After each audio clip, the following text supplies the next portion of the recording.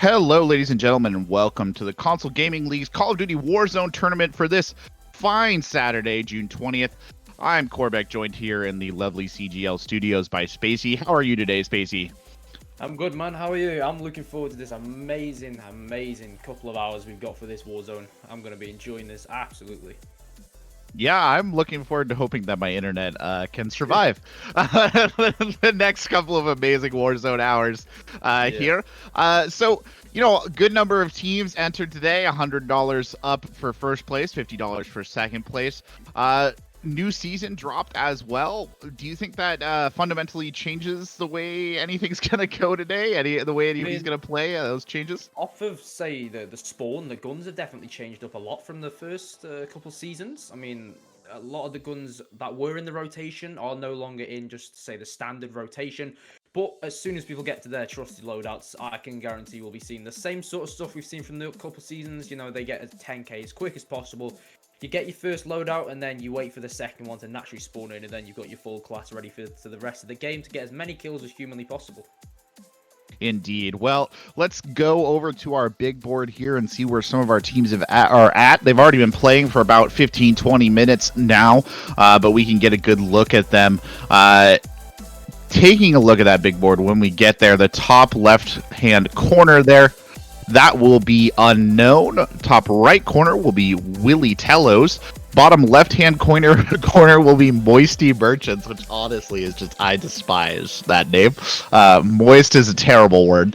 Ugh. And then at the bottom right-hand corner is the Russian Console Brotherhood, representing there the fine Russian Federation. You can tell because everything's in Cyrillic, which is kind of interesting. I have no idea what any of that says, but hey, Spacey, maybe it's an opportunity for us to try and learn, I don't know, the Russian word for loadout. Or something. I'm not sure which. I'm just gonna be looking forward to hear all the Russian men like screaming anything they can. Like, we're so used to hearing comms in English, like whether it's from the UK or America, but for the first time we'll be hearing them in Russian. So I'm looking forward to that, definitely. Very entertaining indeed, and it's good that we've got. It's nice to have a nice international crowd for this as well. Should mention that EU teams and NA teams are playing at the same time in this kill race. Kill race format, of course, awards points for most kills that you can get in a round, and also points for placements, things like that. Damage done. Obviously, though, the key factor is the kills. So that's what the majority of these teams are looking for. Looks like the Russian Console Brotherhood, speaking of them, might be loading into a game. Meanwhile, these other folks already hard at work in theirs, though. Don't really see, Spacey, anyone who's getting too close to the end game. In the bottom left corner, the Moisty Merchants there, looking like they've got about 9 squads left, so they might be coming to a conclusion here. And even as I say that, though, he's going to get dropped, so that's a little bit of the caster curse coming into action for you right there. Yeah, I mean, they're on, I think they're on the fifth, they're on the fifth circle, so the secondary's part of, the loadouts that drop in, they've already come in, but because he's knocked, I don't think his initial game plan is to really go for that. However, he does die. Actually, he's got finished, so I don't think his team are fully out of it. I believe there's 1 or 2 people left alive for them. They've got every chance of doing this still. The other guy's, he's got his custom, he's got the growl, he's got the sight. This is a little, it's interesting. Some people prefer with the growl the iron sights, but this person's taken an optic on it, so he gets the extra bit of range, but I believe it, takes away a little bit of that ADS speed and increases the time that it would take from hip fire to the aiming down the sight. But that could come into play, but he also has the MP5 in his hand. Yeah, he's got decent positioning here on the high ground, pops out the heartbeat sensor there and takes a look around. Kind of just, I guess, hunting for any targets. Meanwhile, Russian Brotherhood is dropping back in. Back kind of on the big board, as it were. Unknown, basically holding the same position they've been holding this entire time up on a rooftop. And then Willie Tellos there, kind of just cruising, looking for kills. But... yeah. Not a lot of action at the moment from these teams. Yeah. It's interesting, actually. Unknown has been on this rooftop for a significant amount of time, and it looks like they have actually spotted something over there, so they are going to maybe pan out. It may not, this is where things get a little bit interesting, right, Spacy, with the idea of the kill race, right? This kind of positioning that Unknown are taking in this top left-hand corner, and it does look like down on the bottom left-hand side, Moisty Merchants have ended their run in 7th place, so they won't get any positioning points, but whatever they manage to rack them in kills, they obviously will take them. But this kind of positioning doesn't necessarily avail you well in the kill race format, right? Because this is very sedentary, and they're not really racking up the all important kills. Yeah, I mean, they're definitely playing for position, you know, as I believe you get 10 points for coming first, and it's 3 or something like that for coming second. So they're going to be maybe playing for position, but is it smart to get less kills and get a higher position, or go for more kills and maybe take that risk of not necessarily winning, but getting more points with the extra damage point? You know, 1,000 damage is an extra point in the standings, so it's a risk you take, you know. Personally, I'd go for the kills, considering it is the kill race, and you can rack up, if you're a good squad, you can rack up 10 kills quite easily in a single game, and especially an extra, like, what, 3,000 damage per person, so that's an extra couple points to it, and if you're good enough, you can even take it all the way and win it, so you can get max points by playing quite aggressive sometimes, which is, it's really good if you manage to do it. Yeah, I think the kill race definitely, unlike the game itself, right, behooves a sort of style, aggressive play style. You know, this kind of positioning that they've got right here, I think would be perfectly viable if we were actually running like a positioning based tournament, right? You want to get first place or whatever. This would be the 100% logical thing to be doing in that circumstance. But, you know, taking a look at kind of on the top right corner here, Willie Tellos, who have had a little bit of action there, dropping some shots down range. General Willie here coming in over the top, looking to hunt. And funny enough, just as I said that, I think both these teams had contacts just about then. But Willie Tellos here looking for a target, did down somebody, going to go in and loot what they can. But again, playing a little bit slower, the heartbeat sensor coming out there, kind of just searching for anything that he can find. And this is probably more that aggressive play style that we were talking about, right, Spacy? You're actually actively on the hunt. Less holding, more hunting. Yeah, I mean, they're taking it to their opponents. I believe they got a team wipe there, so, you know, General Willie himself sitting on the 3 kills, I believe. Yeah, he's on the 3 kills.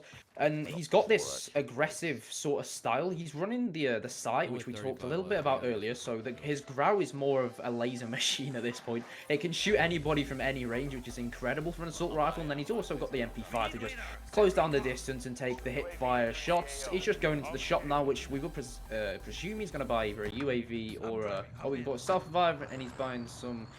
He's got a lot of money, just splashing his cash at the moment. He's got a UAV Ghost, so he's now able to see if there's any players on his map without Ghost. You know, Ghost is crucial to get from your second loadout, which that's sort of the meta right now. If we just, you know, sidetrack and talk about the meta. Most people, they tend to run the Grau with the MP5 just because it's the go-to guns from their first loadout with Overkill. And then when the second ones naturally spawn in, they go for the Ghost class, so they stay off the radar, that's definitely the smartest move to make. I'm pretty sure Willie's got that already. And he's hunting for people with this UAV, hoping they don't have Ghost. Yeah, that's definitely the meta, the strat, as it were, and you can see that they're kind of, I guess, picking up this bounty contract, basically hunting for targets at this stage, and I think that's what the UAV is there for as well. They kind of took the 8-wheeler there, I think, in the same idea, maybe to just draw a little bit of attention, see if they could get anybody on side. But now pursuing this bounty contract, I guess at least you have the idea, you know, where some sort of guaranteed kills, as it were, are. I mean, and bounties are probably on the hunt. Bounties are probably going to be these teams' best friends in this sort of kill race environment, because even with Ghost, you can't hide from a bounty. It guarantees you a location of a single squad. You go to take them down, you get obviously a kill, which is points, but you also get a bit of in-game currency if they've got like an amount, which if you expend using a UAV or a precision, you can also buy that back if you manage to get enough money from killing that team. But Corbec, bring your attention to this interesting strat, which most players have adapted to now. They've put the trophy system on the car. This is definitely an idea to stop C4s, which one-shot vehicles. in most situations. You know, the trophy system somehow it stays up on the car going at max speed. You know, don't blame me on that. I've got no idea how that happens, but it's definitely Physics, a what are good they? strat. Yeah. What even is physics in this game? It's the world's best hood ornament right there. So Willie Telos getting a little bit of gunfight here in the streets, but meanwhile, dangerous situation down there in the bottom left-hand corner for Team Unknown. 2 teammates down. Looks like he might be the sole survivor trying to hold this together. Will actually manage to get the revive in there, keep one of his squad members up. Oh, nope, they're hard push there on the side corner. Yeah, that was the bit of a dangerous situation. Truth be told, not a lot they could do. So I think that'll send them to the gulag, and that'll end that. Back in the top right corner, though, Willie Telos here engaged in a nasty point-blank gun battle, trying to get some shots in. Down to 1. Runs for the reload, tries to get back into cover so he can pull it off. They will complete the bounty. Yeah. And they'll finish off that team member as well. I think there might still be one person lurking around here, though, Spacy, if I had to guess, considering that person had the revive option available. Yeah, potentially it could have been a stealth revive, but I'm not 100% sure. Nobody can quote me on that. But if I saw from the minimap correctly, there was, I think, a helicopter that one of the teammates maybe would have escaped in, or a truck or something like that. They just drove away, completely realized the enemies were done for. But it's... Ooh, never mind, he's getting shot in the back, I think. He's been shot Maybe from not. somewhere. Maybe they've decided to stick around.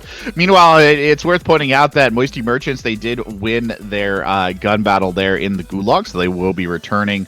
Bottom right-hand corner, though, bit of a slow run there for the Russian Consul Brotherhood, taking a stroll through the scenery, as it were, heading towards that stadium. Lots of wide-open ground there, and not a whole lot of things to shoot at least for them, but...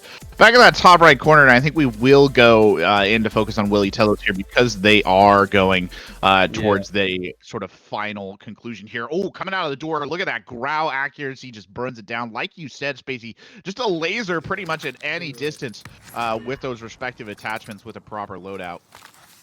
I mean, that's just the team wipe. He's going to revive his buddy. He's going to get him up. The zone is coming in, so that's going to be unfortunate. But they've got gas masks. They're going to be able to survive. They've just got to run for their lives now. Get the MP5s out. You get the quicker movement speed over the grout. I mean, that's a downside of the grout. It does slow your movement speed down incredibly. But with this MP5, it's just all about speed and quick ADS, which is aim down sight. For people that aren't too sure of the lingo there, but the whole idea, that's just about speed. You know, you've got 2 classes. One, like we were saying, it's a laser gun. You can shoot people from about 100 meters away and still track them to the grave. That's really how it goes. And then the closeness of the MP5, the quick fire, the hip fire from it's actually really good. Surprisingly, you know, most Call of Duties from the past, the MP5's not been amazing at hip fire, but this Call of Duty, it's been, I don't know, it's just been incredible. This Call of Duty's always been the meta in the Pro League and definitely in Warzone as well. When you were fighting that, they've definitely given it a new lease on life, I would say. In this version, I'm a big fan.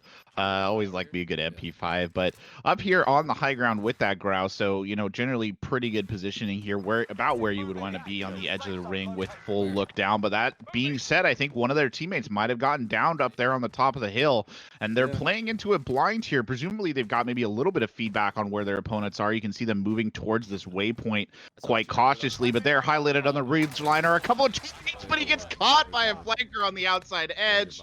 Pops the self-revive to try and get back into the fight. Is he going to be able to do it fast enough? He is not. And that, unfortunately, brings Willie Tello and the crew, General Willie there, and his team to an unfortunate and ignominious end, if I do say so, Spacy. That was a little disappointing. I mean, it happens, man. You think you're safe, but then somebody comes from the side and absolutely assassinates you. But I think they got a decent amount of kills there. They managed to get 7, I believe. Yeah, so that's a good amount of points and a bunch of damage done from each one of them. So they've got a good amount of points there for themselves to go out onto the leaderboard, but unfortunately didn't manage to cap out the win. They just got flanked. It's just unfortunate. That happens in a Battle Royale game. There's people left, right, and center. Absolutely everywhere. Not much you can really do in that situation. Yeah, you know, I think he had the right idea 100% trying to play that outside flank. It's just he kind of got flanked while on the flank, as it were. He had those beautiful targets there silhouetted by the ridgeline and went for them quite justifiably so. and it just did not work out in his favor. But just keep in mind, ladies and gentlemen, we will be rotating out teams on the kind of big board here who we're watching as the tournament progresses, so that we can get all sorts of individuals up here. Usually basing that on leading, who's leading on our leaderboard. So do expect that switch eventually. But speaking of. Well, no, there's no good sequitur there. They just kind of got destroyed. Poor Team Unknown. Sent to the gulag there with only 1 kill to their name, so that is a little bit rough, all things considered. Bottom left-hand corner, though, Moisty Merchants, 2 kills in the bank there. Spacy still looking, I think, for those... still looking for that loadout, though, that first loadout drop. Yeah, I believe it's coming in roughly about 1:30, and I don't think they've got their customs either. They're just collecting the cash off of each other now. They don't have 10k. They're just going to be using the cash they collected to buy their teammate back, which he's going to be coming back in. That's not necessarily going to give them points, Corbec, but it's just going to help them in the long run of getting those extra kills and getting the extra damage and hopefully getting the extra win. Their main goal here definitely is to be looking towards that 10k of getting the first loadout and then get the second one and obviously get the appropriate guns to really lead themselves in the charge here and get as many kills as humanly possible. Yeah, no, I'm a little confused exactly what is going on there in the top right-hand corner. Oh, they were in the practice range. Yeah. I thought for a second that he had just gone AFK to drink water and he just got burnt. I was like, man, what are you doing, bro? Is there a strat? Yeah. There's got to be a strat. Yeah.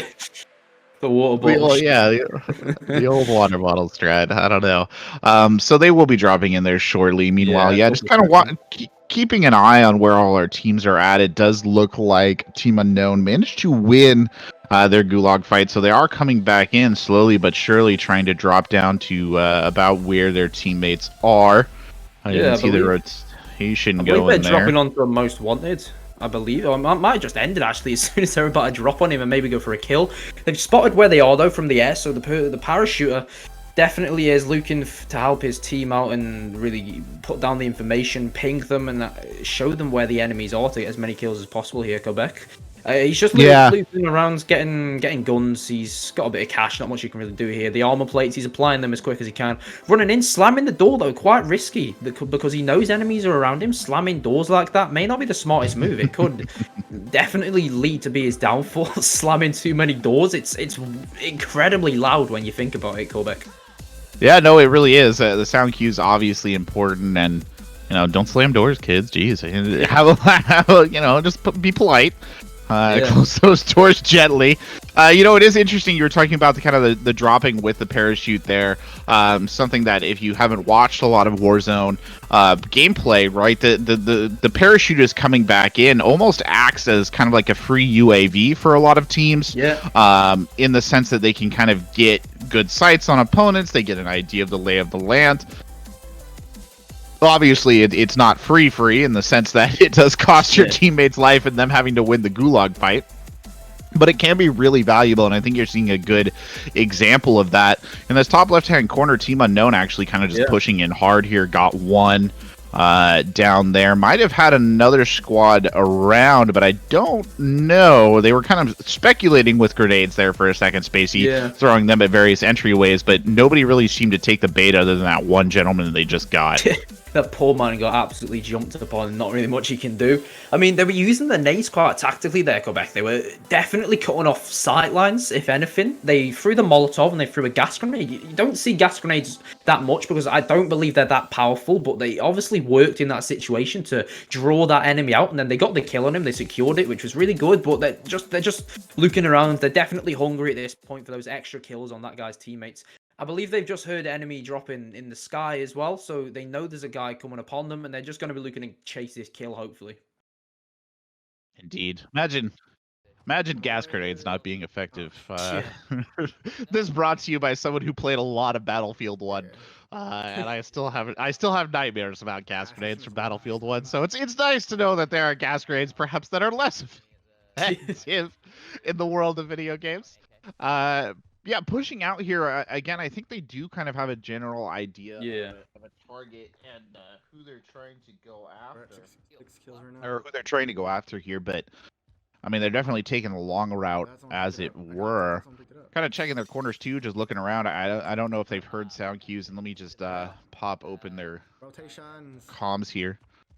Yeah, their comms are seeming really good. I mean, from what I've been hearing the last couple of seconds I've been watching them, they're definitely fluid with each other. They're probably good friends. They seem like they know each other's play really, really well.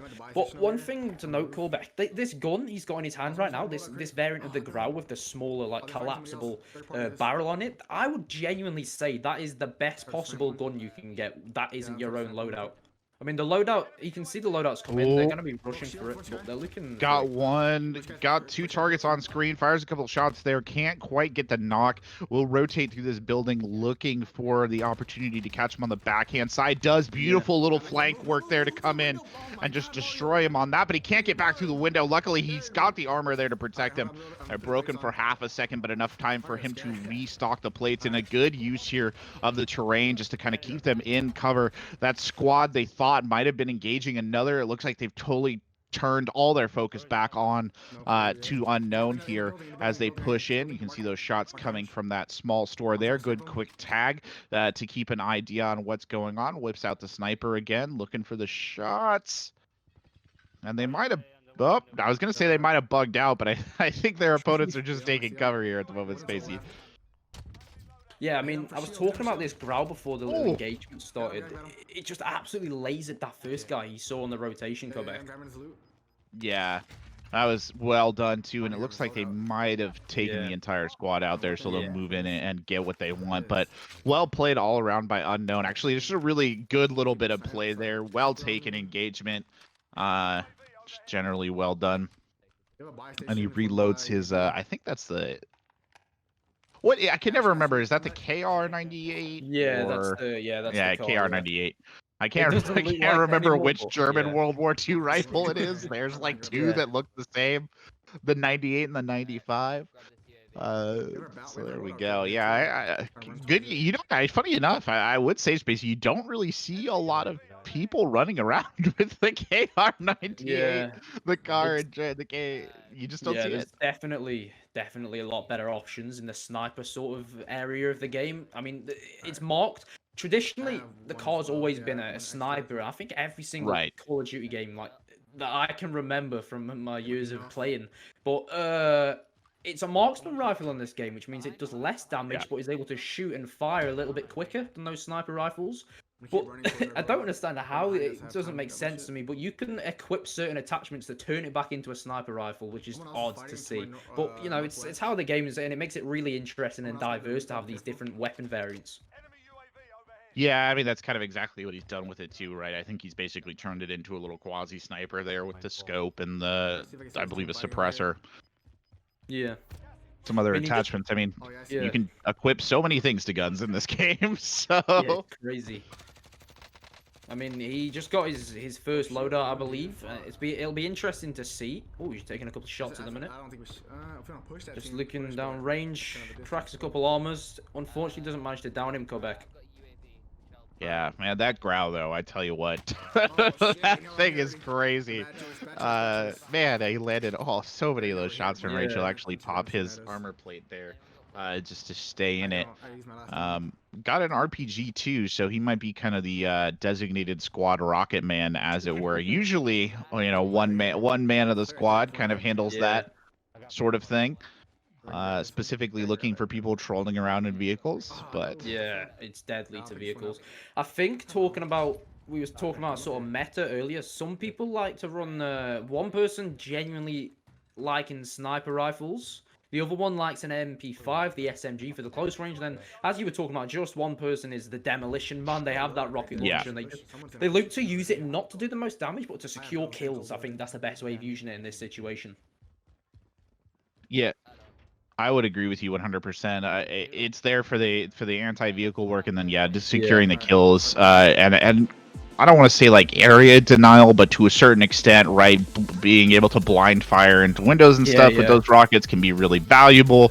It's almost kind of a suppression tool. But you're right, it is interesting how people kind of fall into those sort of delineated roles, somewhat, you know, unintentionally, right? It's not as if the game has kind of group them into that. It's just the sort of natural evolution of it. You kind of got your scout, your fragger, and your demo man, for lack of a better word, or better terminology, as it were. Now, back on the big board here, taking a look at all of our teams. Looks like we've got some switches coming in here as well as to the teams that we are viewing. So there in the bottom left-hand corner is KRC, and then on the bottom right-hand corner, that is Legends of Dragoons, or Legend of Dragoons, LOD there. And I think currently they already have a win, which is pretty impressive, and also they might be our leading team, as it were, on the board right now, so in that bottom right-hand corner. But then again, even as we say that, they get knocked out in 24th place, so sorry, boys. Woo! Yeah, it was a very big kill count.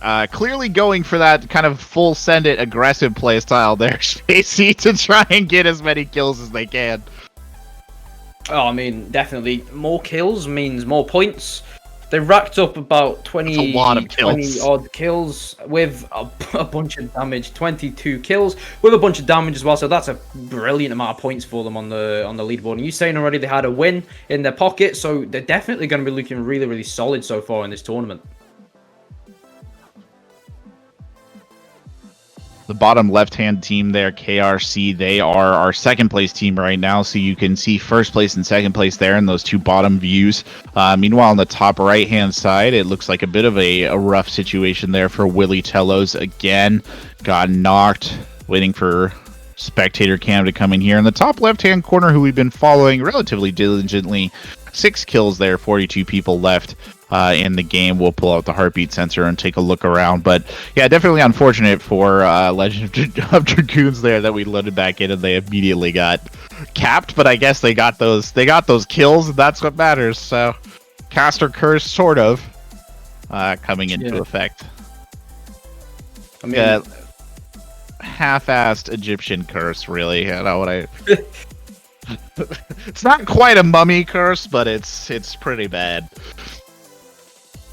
I mean, they should make a movie on it, Legends of the Caster Curse. I would actually, yeah. I would definitely pay to watch that. Yeah. I would watch it. Not sure exactly how that plot would go, but you know what? More esports content. What are you gonna say? Man, you've given me a project for the weekend, though. I'll go get started on the screenplay when we're done here. Can cast Fraser in it as well. Taking a look on the top left-hand side, looks like a little bit of an awkward situation there. Did get knocked, so that's a little unfortunate there for Team Unknown. Meanwhile, bottom left-hand corner, a bit of a slow pacing there for them. And then again, Team First or Legend Dragoon there, First Dragoon nearly got me again because I keep forgetting that they're in the practice mode. I thought he just got wiped, but no. Okay, he's still there. Whoa! What is going on in the bottom left-hand corner there? KRC, ambushed by some sort of like bathroom goblin, came charging out there and just hip-fired him down. That was very strange. There was just I don't know if you saw that, Spacy, but there was just a guy there. They had been searching the building, and there was just a dude in the middle of them suddenly trying to kill them. That was very strange indeed. You know what they say, always watch out for the people in the bathroom. You can never be too careful of what they're going to be up to. He just the ran toilet out goblin strikes again. Yeah. I believe he ran out with the sticks, was it? Did he run out with the sticks and just start whacking them? I think he did. Yeah, I think he ran out with the sticks and started whacking them. But, you know, it was actually so funny enough, all joking aside, because that was a very strange occurrence on so many levels. And we see actually, he just, good Lord. That was unfortunate. But, you know, all joking aside, it was actually a really good demonstration of the hip fire accuracy of the MP5 that you were talking about earlier, because he just kind of whipped around and he was done. I don't even think he ADS there. To get him, but that poor unfortunate soul that we just saw definitely got ADS'd. I mean, and his buddy just pulled up in their whip as well, so they're off. I mean, just talking about this guy for a second, you can see at the bottom of his screen, he's got some of his stats on display. He's got 302 wins, 3.7 KD. That's incredible. You don't see that often. 14,000 kills. Yeah. My God. It's impressive, I will admit. That is a man that plays a lot of Warzone, I can tell you that much. Now this man who knows what he's doing. He's the current like apex predator, great white shark of Yeah. whatever lobby he's in, which is a little terrifying. And I mean, probably the reason I don't play as much Warzone. That's scary to just look at. Looks like yeah. they've got a bounty contract here, so they will get, they're on the hunt again, looking for a target. Yeah, I mean, as we were talking about earlier, that bounty is just a free green light for the teams that are hunting for these kills. They know where somebody is, even if they got the ghost perk equipped. Ooh. Oh no! The caster curse though strikes again. We were just talking him up and he gets destroyed. Oh, tragic. The CQC not coming in there. Hopefully his teammates, I think, still functioning, might be able to help him out as he goes into his gulag match. And we'll go back to the big board here and take a look at our teams as a whole while he fights that out. Bit unfortunate there for him. Definitely, you can see the frustration. Might actually be skipping out of the gulag, not even bothering to do it. Just go back and re-queue. Which, admittedly, Spacy, in the kill race format, is not necessarily the worst strategy, right? Yeah, The gulag delay, as it were, and kind of going in and coming back out, can be very detrimental to the team as a whole. I mean, yeah, that could definitely be the case, because even if you win your gulag, yes, it's one kill, but it completely resets your momentum in the entire game. You've got to research for all the loot, you've got to regain 10k if it were, get another loadout, and it just takes time and effort. Man, they can just get straight away into another game and do it from scratch like that, when everybody else is in the same situation as them, with no loadouts and no guns and stuff like that. They can definitely be more efficient just going straight into another game as they did. Yeah, definitely, you're right. I mean, messing up the rhythm of kind of your rotations, messing up the rhythm of your looting. There are so many kind of large-scale issues with it. You can kind of see why they might make that decision. Interestingly enough, First Dragoon there just got knocked. Is not going to skip the gulag screen. Looks like he will continue to try and fight this one out, maybe with more of his team members in there as well. Yeah, potentially. He's got one round until he fights, so maybe we're going to take a look at him in his gulag. All the pressure is on him now. If he chokes, it's a little bit unfortunate. But he just put the pause menu up there. They've got a couple kills between them. I believe I saw about 5. And he did 2 and a 1. Yep. And he won his... Was he... Well, I'm a little bit delayed on this, actually. Take over. Oh, no, it's okay. He tried to come around the corner and cap someone. Did not work out. So and that is the essence of gulags right there. So his team, though, does appear to still be in it. And it looks like they might have just requested a redeploy, so they will get First Dragoon back in. And you can see him parachuting in from above. It'll be interesting to see whether or not they kind of use that UAV functionality, as it were. But no, it looks like they're just going straight for the hot drop. Get him in as quickly as possible. And get him over the top. Not exactly sure. It looks like he's gonna grab a gun quickly here, but not anything too spectacular. Obviously, like we said, he's gonna need to go and get the loadout there as well. Kind of rotating through this building, just grabbing what he can. His teammate's a little far off, though. I mean, 40-ish meters. I guess it's not that far, but it sometimes feels that way when you're just dropped back in and all you have are 2 SMGs to your name. Yeah, I mean, it's still early game on that game. They're still in the first zone with 3 minutes left upon it. And they're just going to be looking to get as much money as possible using the recons around them. The most wanted, potentially, because that does guarantee you, I believe, 3k for the first one, 4k for the second one. And if you're feeling risky enough, you can get 5k per person if you survive. But that's way too risky for a kill race, to be brutally honest, Corbec. They're not really going to be wanting to look for that. No, I agree, and I think perhaps the only reason that they did actually buy him back in, I mean, first of all, it's impressive that they bought him back in the first ring. All things considered, they must have had a pretty decent stash of cash. But I think the only reason that they continued instead of just kind of wiping there is because it's kind of the early game. Still plenty of people to kill, still plenty of times to go, and you can actually see First Dragoon does have 2 kills there. Obviously, we can't see what the rest of his team is doing unless he tabs back at a later date, but a little bit slow here, mostly in the looting stage. I think honestly just waiting for that first loadout to drop. Yeah, I mean, it's coming in about 2 minutes. The first loadout drop. I think tactically he may want to go for a Ghost Clash straight away if he wants to see it out for the long game, because he doesn't have the most kills in the world, as we were talking about earlier, 2 to his name, and then we'll know what his teammates are on as soon as he tabs. But if he's going to go for that first loadout with the Ghost, he's going to be playing for late game. But if he goes for the overkill straight away, unless they get 10k, then they're in 10k. So, they may just go for the first loadout and then the second one for the natural spawning of them. Yeah, and we're going to go back to our big board here and see what we can see. We brought a new team up here as well. Casuals will now be in the top left-hand corner. They are currently chilling, I think, in about our top right corner. My apologies. They are currently in about 3rd place, as I understand it. So they'll be here. Unknown Prodigy now in the top left-hand corner. Team Unknown sticking on the board here. And funny enough, as soon as we bring the Casuals up on stream, they get knocked down 3rd place. Or 28th place, sorry. They're in 3rd place, but perhaps for not much longer. Yeah, that's again, cast recursion in full effect. Like, if you don't want us to crash your games, do go ahead and send $25 to... we appreciate all subscriptions to our Twitch channel. Wink, wink, nudge, nudge. And we will keep you off the stream and keep your dreams alive. That's what we're all about here. Pushing up through the airport here is Team Unknown.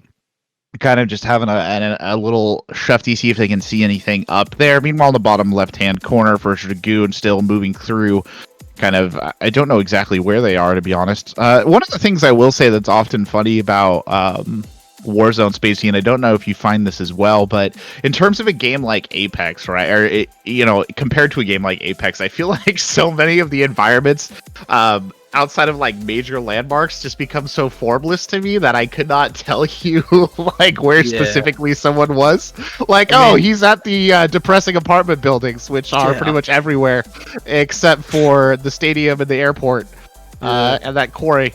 But I think that's partly because it's such a big map, right? Like that's definitely part of the problem. It's absolutely massive. I mean, they use a bunch of the the same houses in every situation, to be honest. I'm pretty sure they just used it to fill the space. They couldn't physically make many more houses. I think there's 5 main ones. Correct me if I'm wrong. I'm not 100% sure, but I do believe there's about 5 to 6 like main houses. They just copy and paste all over the map. Yeah.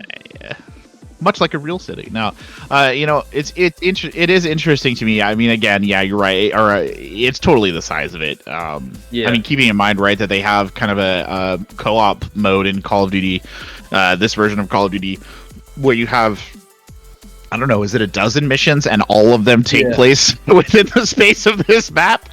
So, whoa, look at that flank on the top left corner from Unknown Prodigy there, firing in that RPG, full sending it into somebody who is just standing there at the top of the stairs, and he'll throw, I think, Semtex in there as well on the tail end. Comes up a little bit more cautiously, though, because he did not get the knock, and now they are looking for him. So, you only get one mystery rocket before the other team maybe gets a little bit more aware of your presence. Yeah, I mean, they definitely know where he is now. He's just crouching under that bridge, praying for his life. They don't drop on him immediately, Corbec. Yeah, it looked great in execution, and then it just kind of didn't go, I think, the way they thought it would. I think maybe he thought that he had teammates up there who were helping push in, but it didn't quite work out that way, though. He's very cautious, checking the corners, doing the right stuff here. He does get pushed, has to drop, goes prone, gets a couple of shots. His opponent, I think, did the exact same thing with the drop shot. Got an opportunity to reload here. Pops around the corner, can't win that gun battle, and that is unfortunate. Getting double pushed there as well, and that will signal the end of the team. But it was a great rocket. He'll always have that RPG. I enjoyed it. Looking at the bottom left-hand corner here, so that's KRC. You just got a little glimpse of them kind of, I think, trying to do something finicky here. You'll notice that they get shot at from a really long range and forced to drop in there, pops the armor plate. They were actively on the hunt a second ago. They are playing a little bit more cautiously now. First Dragoon over here in the storage yard just got one knock, real easy, as you please. Using that Grau as well with the iron sights, though, so not like a couple of the other Graus that we've seen today with those optics on, Spacy. Yeah, I think that's an M. Is that an M13 actually instead of a Grau? I could be mistaken. It might have been. I thought it Yeah, was a Growl, but you I could think it entirely is. be correct.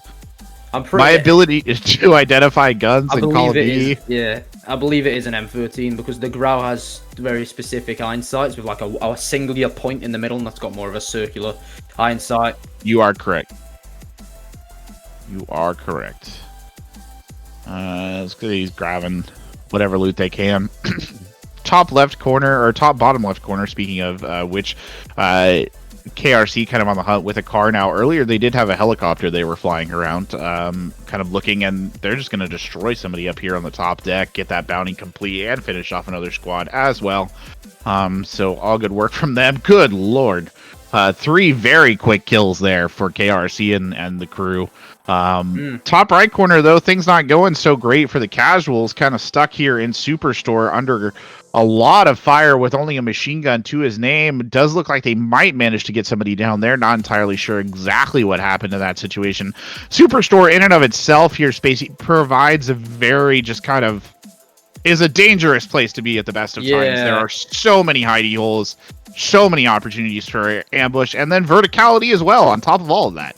Yeah, I mean, Superstore it's a multiplayer map as well called Atlas Superstore, I believe. But it's I don't know that much about it because I know enough to tell you it's not a good map. You should definitely stay away from it if you get it. Just pretty much instantly leave if you get that map. It's not the best, but in Warzone it's quite different though. Corbec. A lot of people drop there. They look for as many kills as possible, so it could be a smart decision in this kill race sort of environment. Dropping there with a lot of people and getting as many kills as possible. Yeah, it's definitely something that I think we've seen previously in some of our kill race tournaments. It is a popular drop zone, but it is, it provides a host of challenges to a team. So it's definitely a high risk, high reward area for a lot of guys. But for them, it seems to have worked out relatively okay. They're just kind of going through it and looting. And I think they might not have really had a lot of other teams around here pressuring them. You can see them checking that heartbeat sensor, just getting their eye in, as it were. Back over on the bottom left-hand side, the hunt continuing there. Great little bit of play from KRC to laser somebody down. This man's got a really good aim. We can definitely see why his stream title's on the road to a 4KD, so we can definitely see he's probably going to get it. Even with, he's just got incredible aim. He's obviously a veteran Call of Duty player, and he's just a spectacle to watch. Yeah, and you'll see it again right there, just clips him, and at the range too. Not quite as successful on those long shots, but definitely made somebody reconsider their willingness to stand there in the open. Definitely some scrambling for cover, as it were. Rotating around the outside edge, and that contact, I think Spacy is... Ooh, hello? Good lord, the eyesight! How did he even see somebody up there? My lord. I have no idea. You need to get an eye tracker on this man. He's incredible. Yeah, he's really on a tear right now. Honestly, he's kind of hitting his final form here, and we'll take a quick look at the full screen as well. See if we can't get anything good. They are, of course, actually getting kind of closer to the end game, and he pops around the corner and gets another one as well. And he's killed about 4 or 5 people in the last 30-ish seconds. So that's it's nothing to scoff at there, and he's made it look pretty easy. Yeah, all things considered. He's very good. I mean, the majority of those kills even flagged up as long shots as well. So he's sitting at a max range with the AR, the Grau, as we talked about earlier. It's an absolute laser and weapon. He's just getting those shots. It does so much damage with limited recoil. It's incredible. He's taking a couple of shots there at the guy up in the air, and they'll throw this trophy system on top of the car. One man in a helicopter there, and I'm not exactly sure what the logic is on the split, but I have a distinct feeling, Spacy, that these boys are so confident in their ability to get kills that legitimately they're okay with splitting up a little bit. Oh, taking some shots at range. Can he turn that one around? No, he'll just hold out on the cover here, goes back and checks it. Can't quite see somebody's smart enough not to re-peek that angle by the looks of it. Yeah, definitely. I mean, the people have probably started to respect them even in their game. They've realized what's going on. They're just racking up these kills. They've maybe just started to realize sometimes they're just not winnable. You need to escape and regroup as your team to maybe even stand a chance against these guys. They've just got impeccable aim. And there's a wipe as well. And funny enough, you will see he has 2 people spectating him. So somebody he's killed previously would like to watch and learn from the master there. And you know, it's really interesting to see a player, obviously, of a super high caliber go. One of the things that always stands out to me, Spacy, and we're seeing it demonstrated here, is just the vision, right? The ability to pick out targets. Target recognition is one of those things that a lot of people kind of fail to talk about, especially in modes like Warzone. But it is so essential and so impressive. And they're closing in another target right here. There's literally nothing this guy could do. Oh no, he got knocked from the side. Oh no. He's getting back in. The dream lives on. Yeah, they live. I wonder where that came from.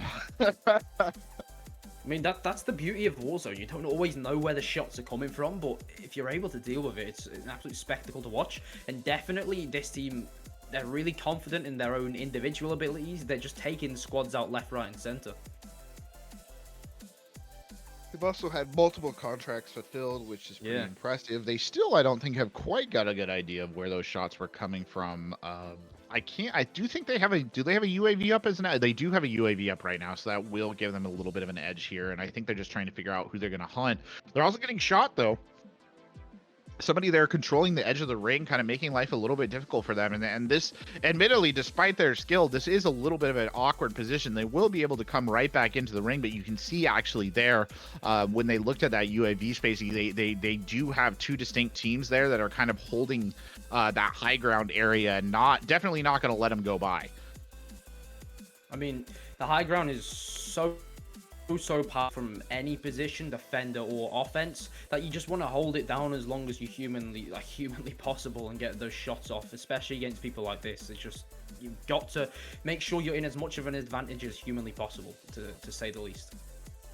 Well, they're going to go now here past those wave breakers, just kind of rotating around. They've got a target in mind, so they're going to head straight into this, straight up that ridgeline with the car. Way to go. Come in hard as they can, so that somebody's just stacked up right here by the looks of it. Drops out early, goes through the building, so just kind of getting a flanky route, picks up the bounty contract, that immediately pings the target. Funny enough, it was one of those squads that was kind of giving them a little bit of pressure on the other hand. And they're going to go straight through these buildings and into it, so no vehicle needed for this one. Yeah, definitely the old break and enter tactic to get up on them. That's many strats you can do on Warzone. It's not the smartest to break and enter, just burst your way in and hope for the best. But, you know, it's incredible. A couple of good shots at range there. Caused a little bit of havoc, not enough really to get the down, but certainly made them reconsider holding that kind of A-frame roof. He's really playing this kind of far back positioning too. Honestly, they're kind of sending in the 2 teammates almost as beaters, as it were, to just kind of get targets out in the open for him, and he gets a couple of good shots there as well. Looks like they have pretty good sights on where their opponents are, so they'll go straight up the roof of the A-frame, come over the top of it, looking, hunting. Shots going in. They've trapped somebody in that building, and that'll finish that off as well. And they find the person who's hiding there behind them. Drop down. That was brave. Kind of dropped down there and checked. Saw that C4, but I think he kind of thought that nothing was going to happen, and now he's just unleashing hell on a truck.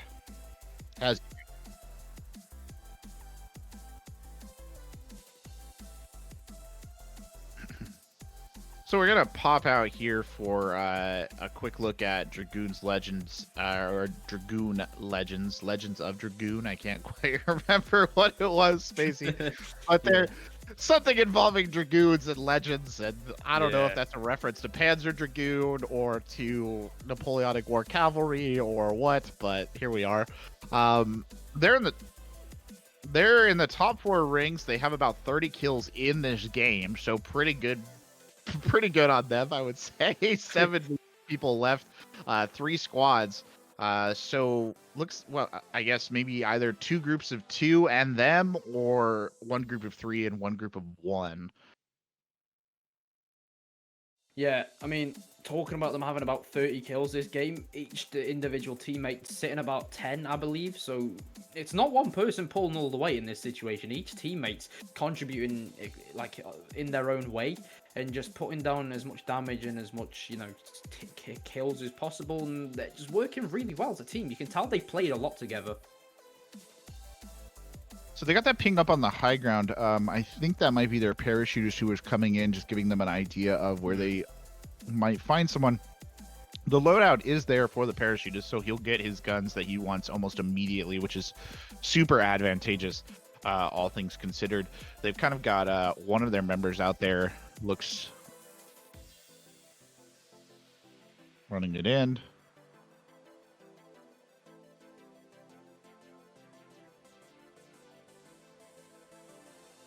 So our producer tells me that they were actually down to one teammate there before we kind of cut to them, and then one of them ran. The one remaining man ran back into the gas and was able to get the revive, and then they got the other revive back in to get their teammate up.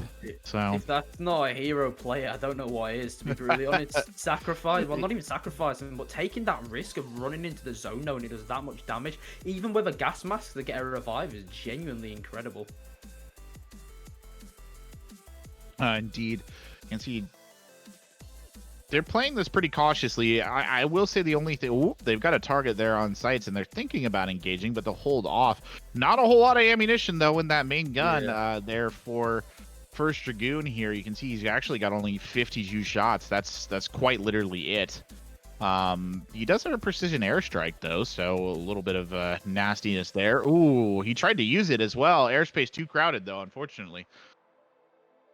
Yeah, I mean, something interesting, just a little bit of a side note, a meta sort of situation with these the late games. People usually run a fully loaded class, which is a perk, which gives you the maximum amount of bullets, which is something you see quite often, but leading into that.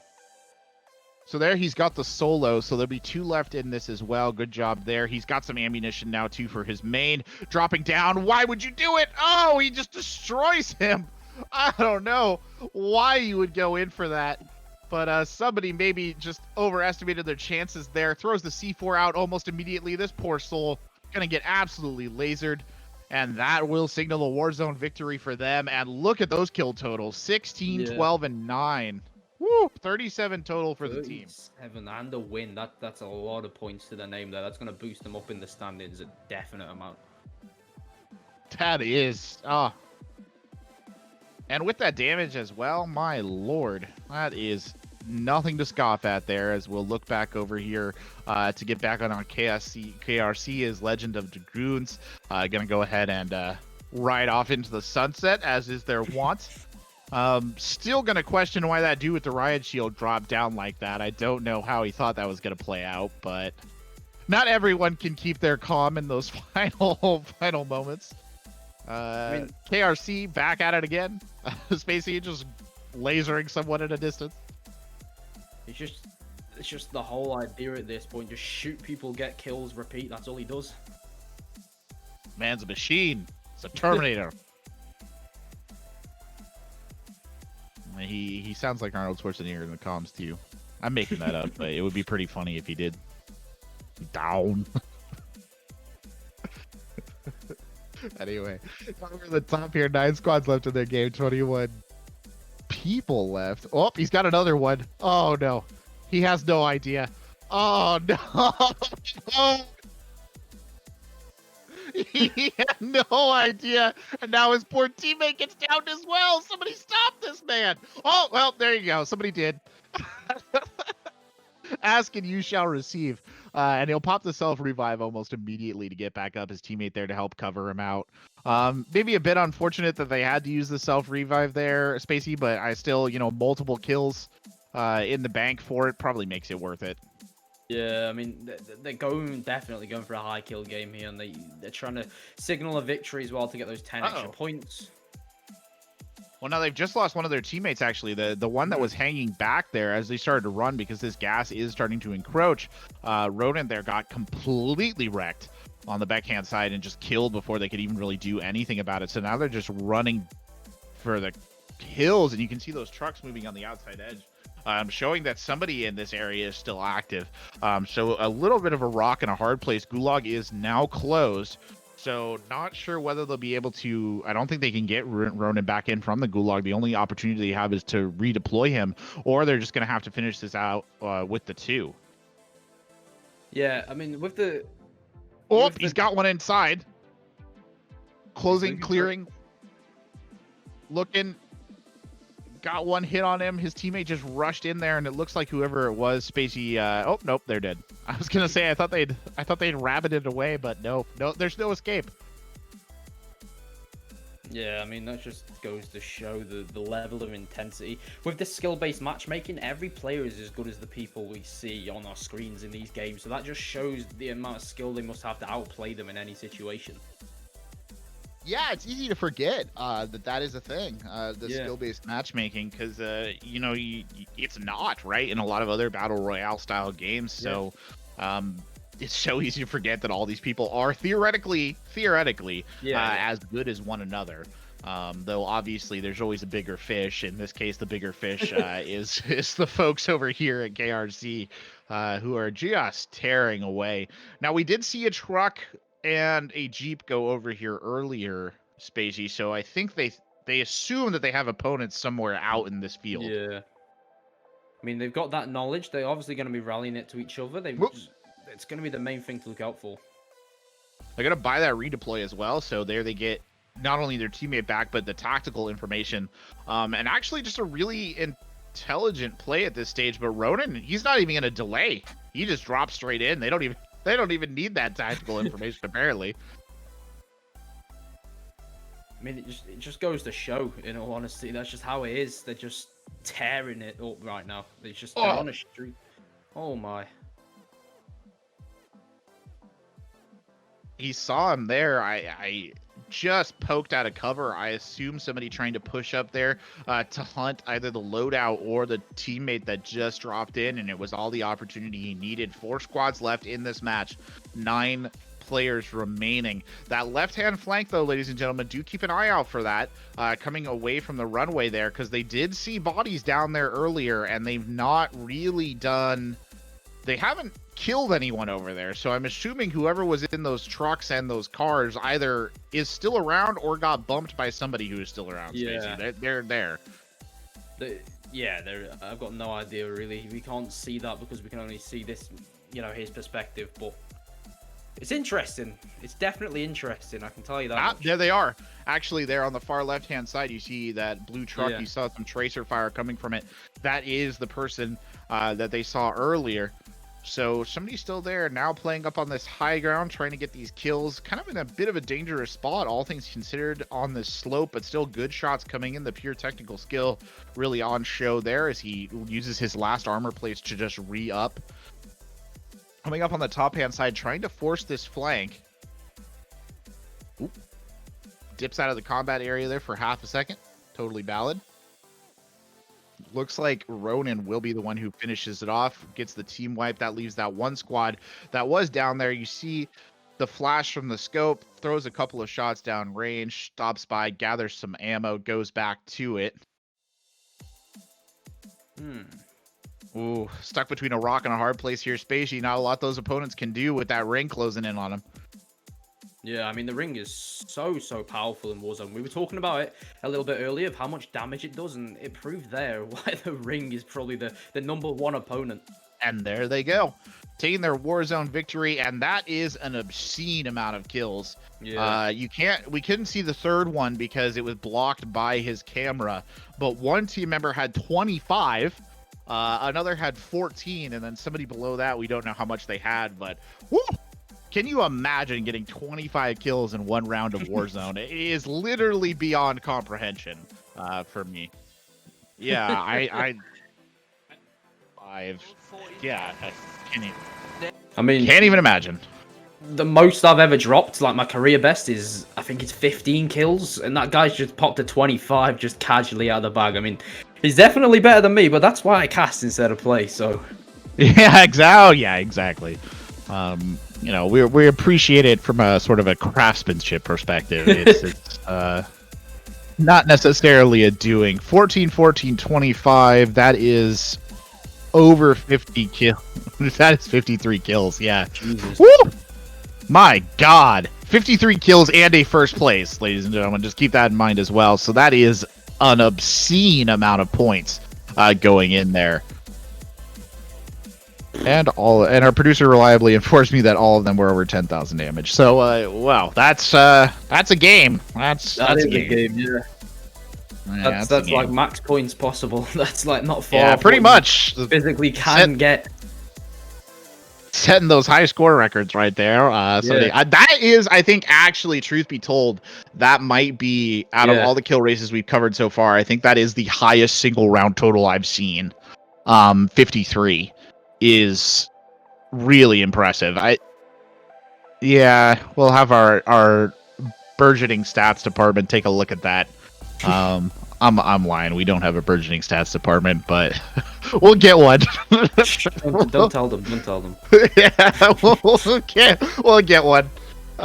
Somebody will go take a look. In this top left corner, Team Unknown Prodigy here in a little bit of a long range gun duel. You see the sniper rifle scope coming out there, looking around, but not really finding any joy for the luck of it. Runs out.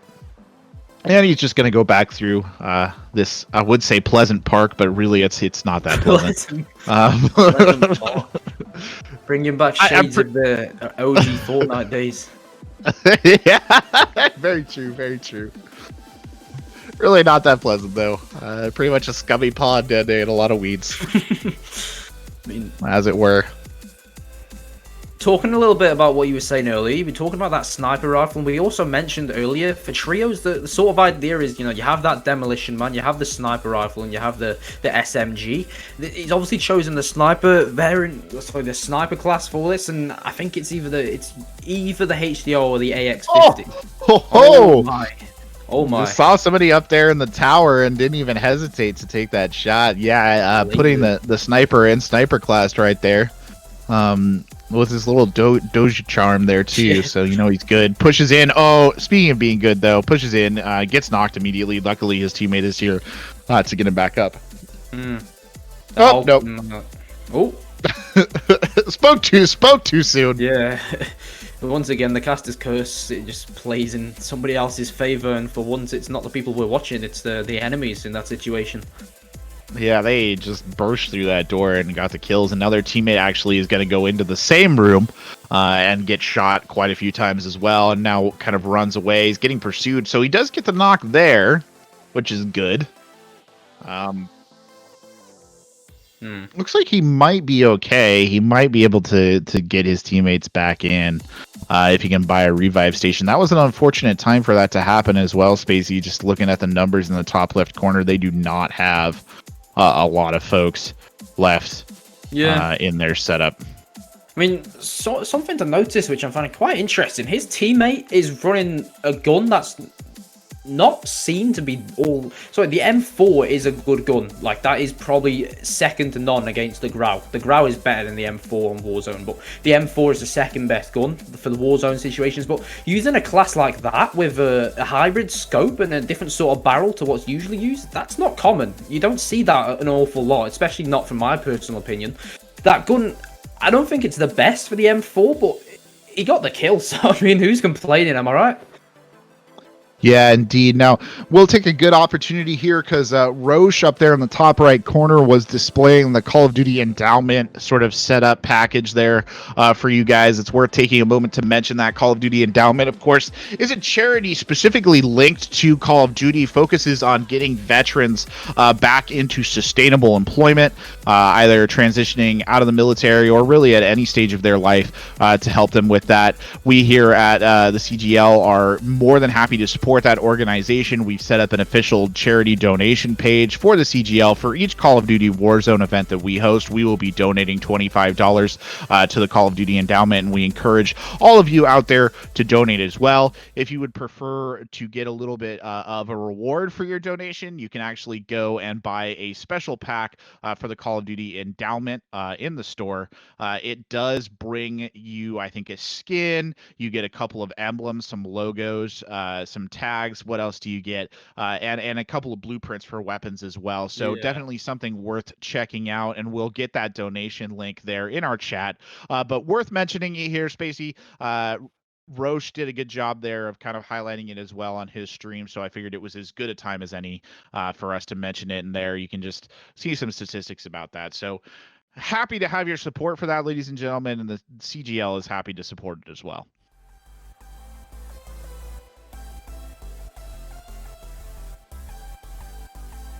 So there are about 7 minutes left in the half here, Spacy. I mean, we've seen some pretty impressive stuff coming down the pipe. We'll probably be changing up, I think, some of our views at least, though. I imagine maybe we'll be staying with KRC and First Dragoon here.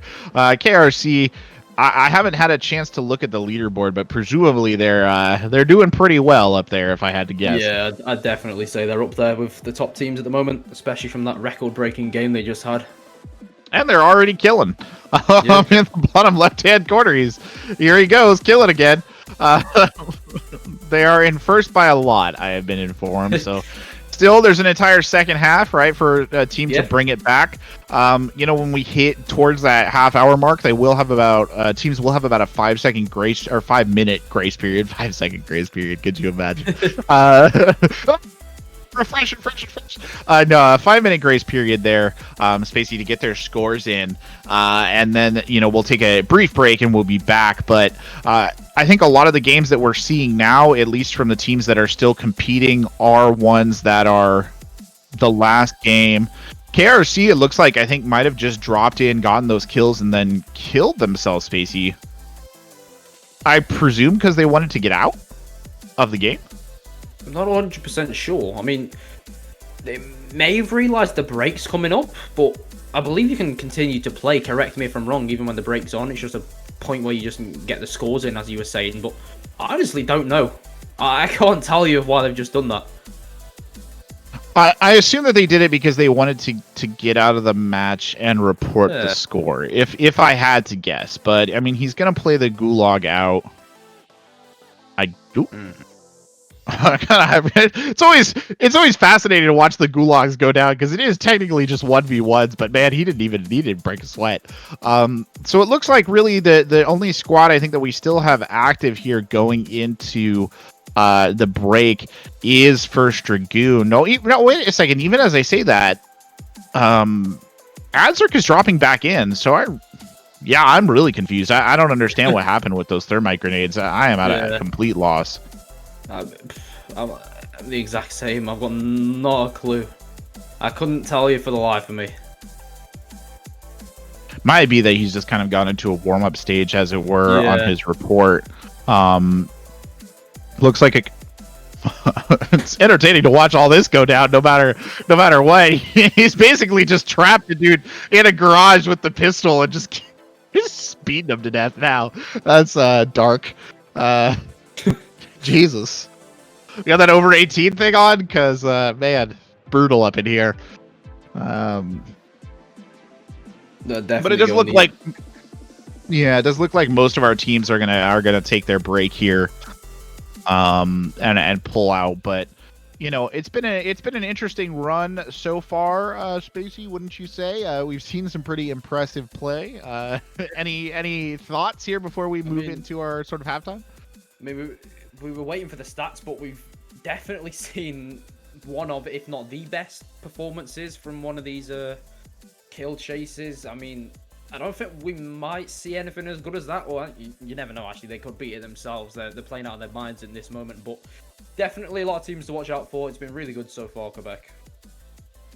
Yeah, it's been very impressive, and these guys obviously have been doing a spectacular job across the board. I mean, we've seen a lot of great play. Obviously, these teams that we have featured on our stream so far at the end are some of the best ones. But, I think it's also been an interesting display kind of the meta. I don't think we've seen a lot of, for lack of a better term, sort of variations, right, from the standard kind of what people are running. We did actually, that being said, I will point out that Adzerk there with KRC was actually running, I don't think was running a Growl for a significant amount of time there when he was kind of destroying people. But it was pretty impressive. So we'll be back kind of on the other side of a break. I'm trying to see if we can just get an idea of our updated leaderboard here. But yeah, it's been an impressive couple of days or impressive couple of hours and hour and a half. Time has lost all meaning in the Warzone, Spacy. I gotta be honest, for me at least. Do you think? Do you think that we're gonna see maybe anybody surge back, or do you think that KRC kind of just holds this one and runs with it? I mean, we got informed a little bit ago that they were leading by quite some way, so it's going to be an impeccable performance by either the second, the third, or the fourth team to potentially catch them up. But so far, they're looking the best. I'll say that much. We won't set things in stone just yet, but I'll tell you that much. They're looking very, very good. Yeah, fair enough. You're right. We shouldn't. It's not over till the fat lady sings, as it were, or the overweight human sings, as it were. But it looks like, ladies and gentlemen, we're just gonna.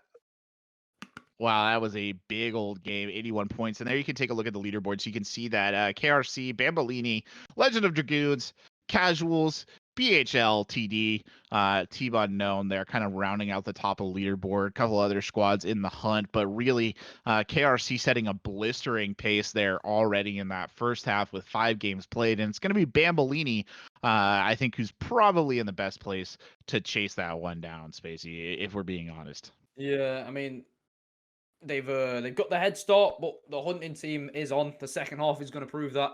They've got to shift themselves into second gear, or not even second, the 5th gear at this point. They've got to get as many kills as they can to catch them in this kill race, Corbec. Yeah, they really do. It's hard to imagine somebody putting in that significant of a win, right? Like that many kills. Yeah. That was pretty spectacular. I don't necessarily know just how far ahead that put them, right? We can't say realistically one way or another if that was what kind of full sent them over the edge. But it'll be interesting to see if they can kind of swing that one back. Just going to throw in there in the chat for all of you, that's our Call of Duty Endowment Drive link there, the CGL campaign. If you're interested in donating to the Call of Duty endowment, it's much appreciated. Like I said, for every Warzone event we do here at the CGL, we will be putting $25 in from ourselves, so highly encourage you to match that. But for now, Spacy, I think we're gonna hop to the break. We'll be back with you on the other side of 10 minutes for some more exciting Warzone action as we get the second half of our kill race, and we'll see if KRC can maintain their position atop the leaderboard. Hello, ladies and gentlemen, and welcome back to the Warzone here at the Console Gaming League. I'm Corbec, joined in the lovely CGL studios by Spacy here as my co-caster, and Skate Action on our production, bringing you all the good scene swaps and big board and everything for today. Spacy, we saw a pretty interesting first half with KRC dominating the lead. Do we think that'll continue? To put it frankly, yes.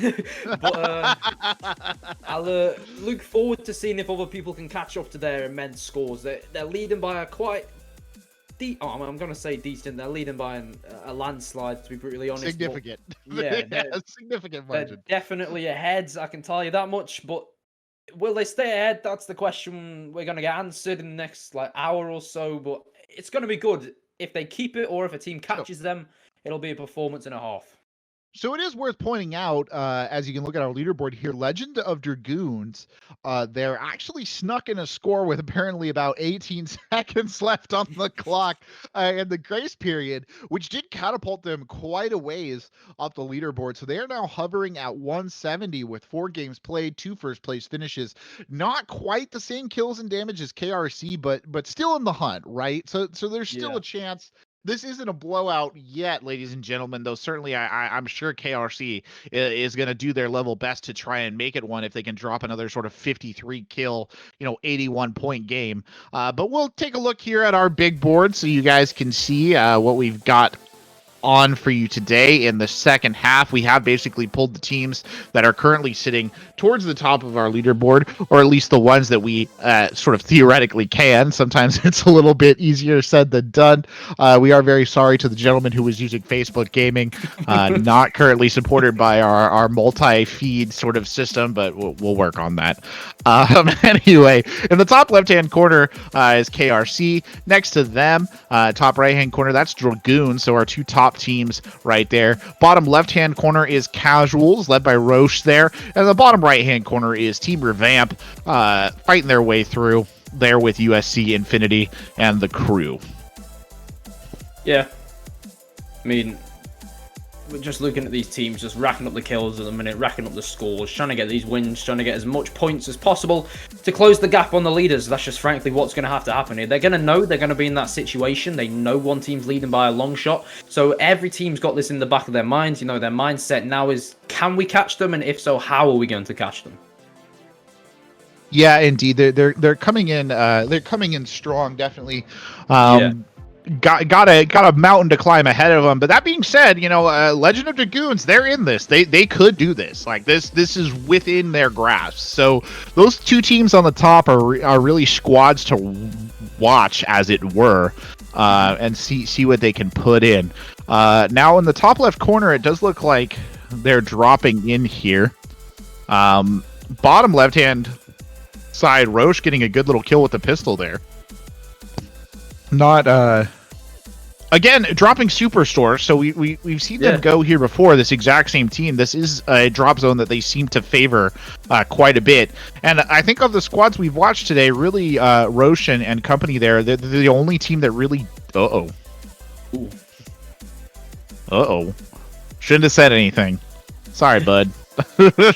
Once again, we gave away their positions, Spacy. Oh no.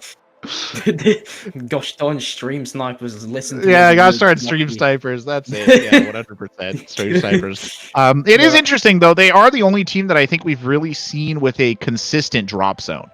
Yeah, like that's kind of going back to the same well, which again is a little different, right, than a lot of our other sort of battle royale games where there are usually zones that you kind of just always going to, especially in the kill race format. But the size of the Warzone map perhaps renders that, if not obsolete, a little bit more difficult. Yeah, and also the zones coming in from the plane, you get notified that quite early on in Warzone, and teams genuinely seem to look for what to do just off of those zones alone. You know, you see the first zone and the plane flying situation, you know what to do from there on, and you just really master your game plan around it. But the fact they're dropping into Superstore, like, well, we've seen them do that 2 or 3 times right now. That's something in itself, to be honest.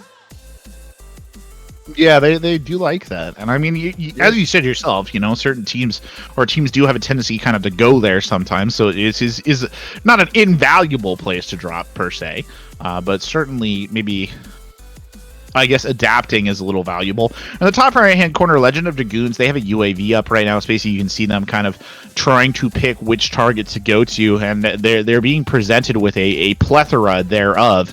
Meanwhile, on the top left-hand side, some more laser action there from Adzerk and the crew as he just destroys, I think, 2 people. It might have been 1. I don't know. Somebody was parachuting down and had their day completely ruined, for lack of a better word. I mean, that's the mechanics of the parachute. You get shot out of the air, you plummet to the earth at a gravity speed of 9 meters a second. Unfortunately, you go splat. Not much you can really do there. That's just how it is. Yes, physics. Always a bit of a problem. Unless it applies to a trophy system on top of a truck. That is true, yes. Which, I don't know if they just bolt those things on or how exactly that works, but magnets, something pretty impressive. The power of 3 tiny trophy system legs can sustain anything. You know, going over mountains, going at full speed on a car, it'll never fall off. That's just how it is. Sheer will is keeping that trophy system up there. Sheer willpower. First Dragoon here in kind of an interesting situation. They kind of moved up towards this train station. I think he thought that he saw somebody because he was playing it very cautious. Now maybe going a little bit more freeform. Meanwhile, in the top left-hand corner, KRC has engaged again. A couple of good shots in there. Now getting pursued up this staircase. You can see him kind of back-checking every once in a while to make sure nobody's pursuing him. It's interesting. They're actually... Are they in similar positions? No, never mind. I thought they were in similar positions on the map, but they're not. Again, the sort of featureless waste of Verdansk tricking me there just a little bit. A couple of shots over the top, and you can see actually KRC, he's just... Or Adzerk there is just looking for somebody to come up the ladder behind him so he can kind of gun him down, but it doesn't look like he's going to get any joy in that regard. Bottom left-hand corner, Roche spectating his teammate here, who's kind of hunting in a helicopter right now, and then USC Infinite actually is dropping back in. I don't know if he got gulagged. I think I missed it. He might have done, but he's back in the fight now. I think it was a jailbreak, or there's a jailbreak going on in their games, so more people to be thrown into the kills. Yeah. That's just a new addition for Season 4, which we were talking about earlier. That's one of the main things they added, along with the fire sale and the blueprint drops you can now do. That's just a different spectacle to add to the game to make these kill races even more interesting to watch, to say the least. Yeah, it's actually, I completely... Oh, that's unfortunate.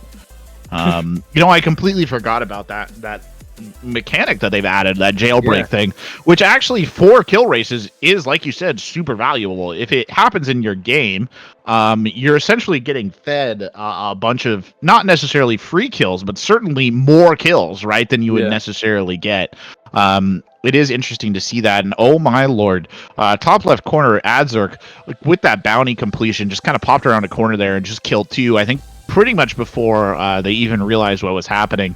It's like watching actual special forces at this point in time.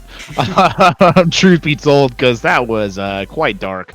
And he's going to ride the roof here of this, I don't know what that 4x4 Jeep, Land Rover. Probably none of those things, because they don't. Yeah, use the trophy system exactly. Probably because they don't want copyright issues, but yeah, Spacy, that is such an interesting mechanic, and like I said, one of the things I think we were talking about earlier about Season 4 and how that just might influence the pace of these events.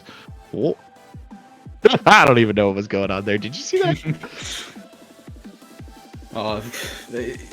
It's something, I can tell you that much, but just to tell you exactly what it is, nobody can really do that anymore. I forgot. I think you're on just a little bit of a delay, but yeah. That was really something.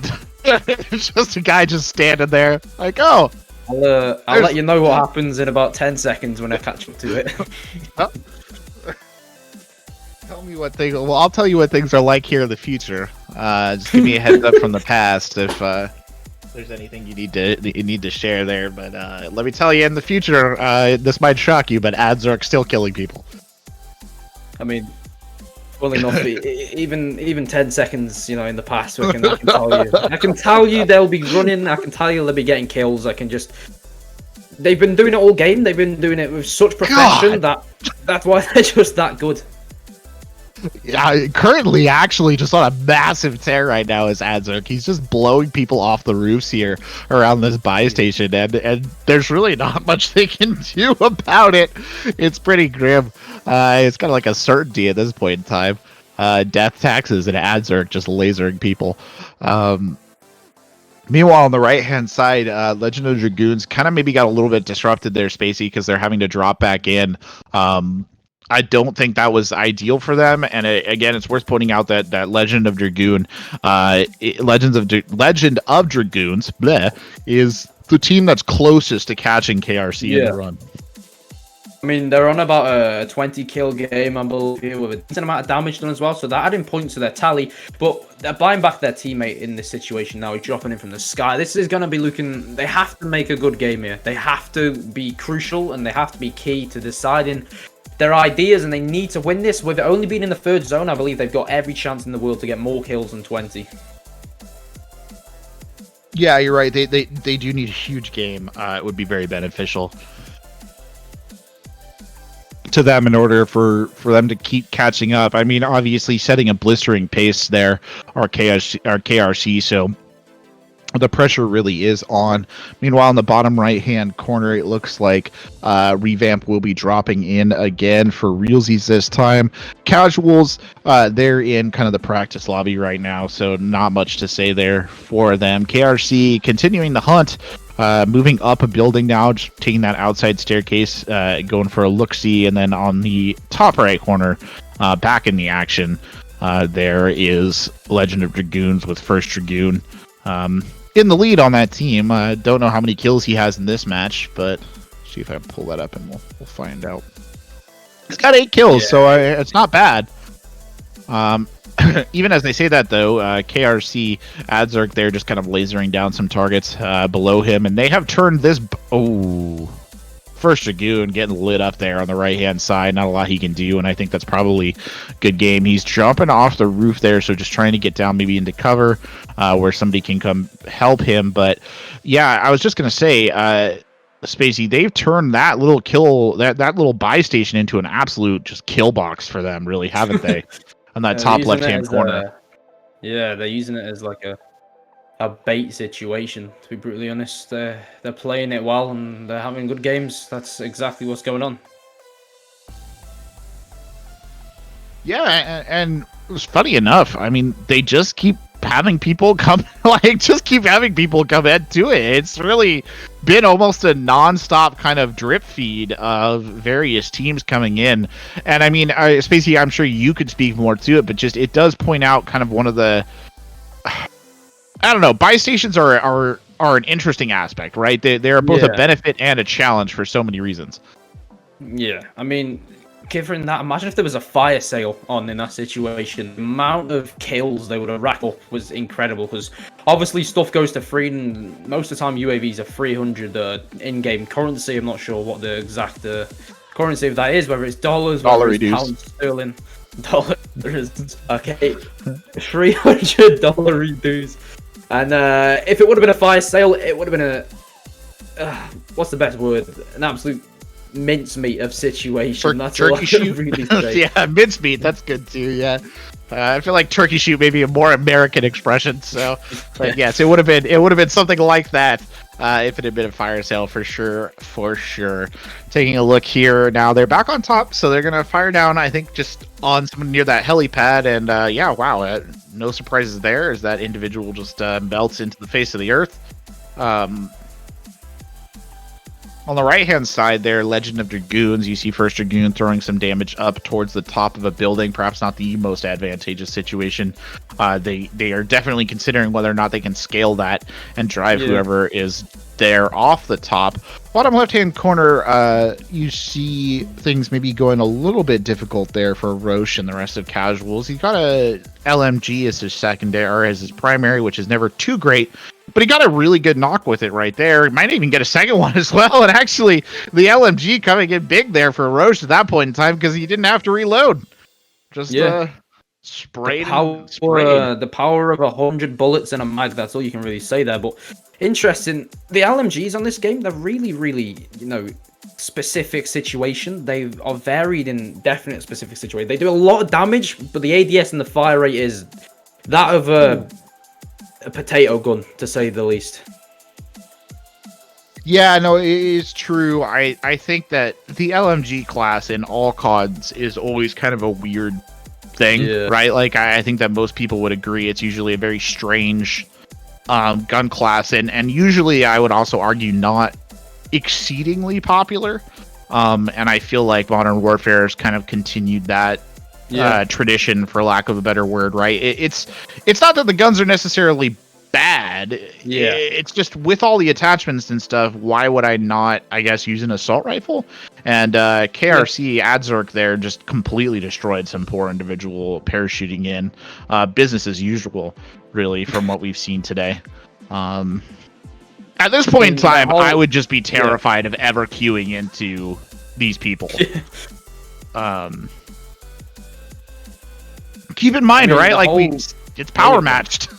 Like, it's matchmaking ranked, right? Like, these are teams that these guys are just, oh my god, he just took out an entire car. Somebody stop him. He's a bad man. Yeah, but it is skill ranked. I mean, these are people who should be theoretically on the same skill as Adzerk and the rest of the team, and they're just it's grim. It's rough to watch. I mean, it's not rough to watch. Obviously, it's amazing to watch. But if you were on the other team, you would definitely be feeling differently about it. I think. Talking about the mechanics of a skill-based matchmaking, I don't always believe it's accurate because 150 people in a typical game is going to be hard to match people with the amount of games that are going on, considering how popular Warzone is. It's just going to be difficult, so I don't always believe that a similar level, although that's the attempt of the game. It's just, that's the idea, but sometimes it doesn't work in any situation. It's true. We can just see they're just better than the people they're playing against, to be brutally honest. They're just simply better. Maybe they just had to load a couple of feeders in there, the lobby, to just make it. Add some artificial intelligence. Add some bait fish. I don't know, to keep it all above board there. Legend of Dragoon looks like First Dragoon just won his Gulag match, or their Gulag match, so they will be able to come back in. Yeah. Bottom right hand corner, completely out of it. There is USC Infinity, so Revamp will be requeuing. Yep, that's it. They're hitting the requeue button. They're trying to get as many kills as possible. They're on the catch-up. They're looking to do it. But as we go later and later into this second half, go back, I don't think, apart from Dragoon, I don't think there's much chance in the world this team are getting caught. It's a one-man army at this point, and it's definitely going in their favor. Yeah, so it's interesting. We actually saw something similar happen in one of our last kill races that we did for Warzone, where one team does just kind of set a blistering pace and then the rest are just kind of forced to catch up with them. But really, yeah, if we're being, I think, honest about this, Spacy, it's those two teams on the top are the ones to watch. Yeah. And even then, I think Dragoon, First Dragoon, Legend of Dragoon have a significant wall ahead of them. They can do it. Again, like we said when we came in from the half, they can do it, but it is certainly not easy. And getting sent to the gulag and not being able to respawn back in is not going to help matters much. I mean, theoretically, it's still possible because we know the kill world record at the moment held by Mr. Vicstar. It's 137 kills in a single game. So theoretically, it's all still to play for, but mathematically, those are two different situations, and you wouldn't always expect them to do world record kill games every game in a row to catch you up in this situation. I did not know that. Is that a joke? did somebody actually get that many kills? I feel like I'm so ignorant. No way. How? Yeah, in a 135 player lobby, they got 137 of those kills because of okay. Oh my god. Crazy, man.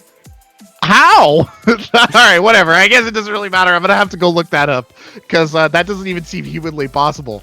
But apparently it is. Ooh, throwing in the C4 on the door here on the top left-hand side, kind of bombing it out before they go in, is the squad here for KRC driving in. Looks like we'll take a quick look at KRC here because First Dragoon, they did lose. They got knocked out there in 10th place, so that is not going to help their case. But it was a 60-point game, so pretty significant scores for them. But, I mean, I think we're probably seeing KRC on the way to putting up just as impressive numbers here as we zoom in on them. 24 people left, 12 squads in the game, 10 kills to the name of Adzerk right now. Not sure how much MK and Ronin have, though, to their credit. Yeah, I mean, you would expect it's high considering what we've been seeing so far. These kills have just been racking up godlike numbers, to be brutally honest. I mean, I haven't got any closer to loadout. Yeah, it really has been impressive, but I don't know. Taking a look here, I'm just going to pull up my leaderboard on another window so I can kind of keep an eye on it. And see if there are any significant changes. But going over, getting the UAV, of course, that just makes perfect sense. Kind of use that to the best of their advantage, basically to help them hunt, as it were, right?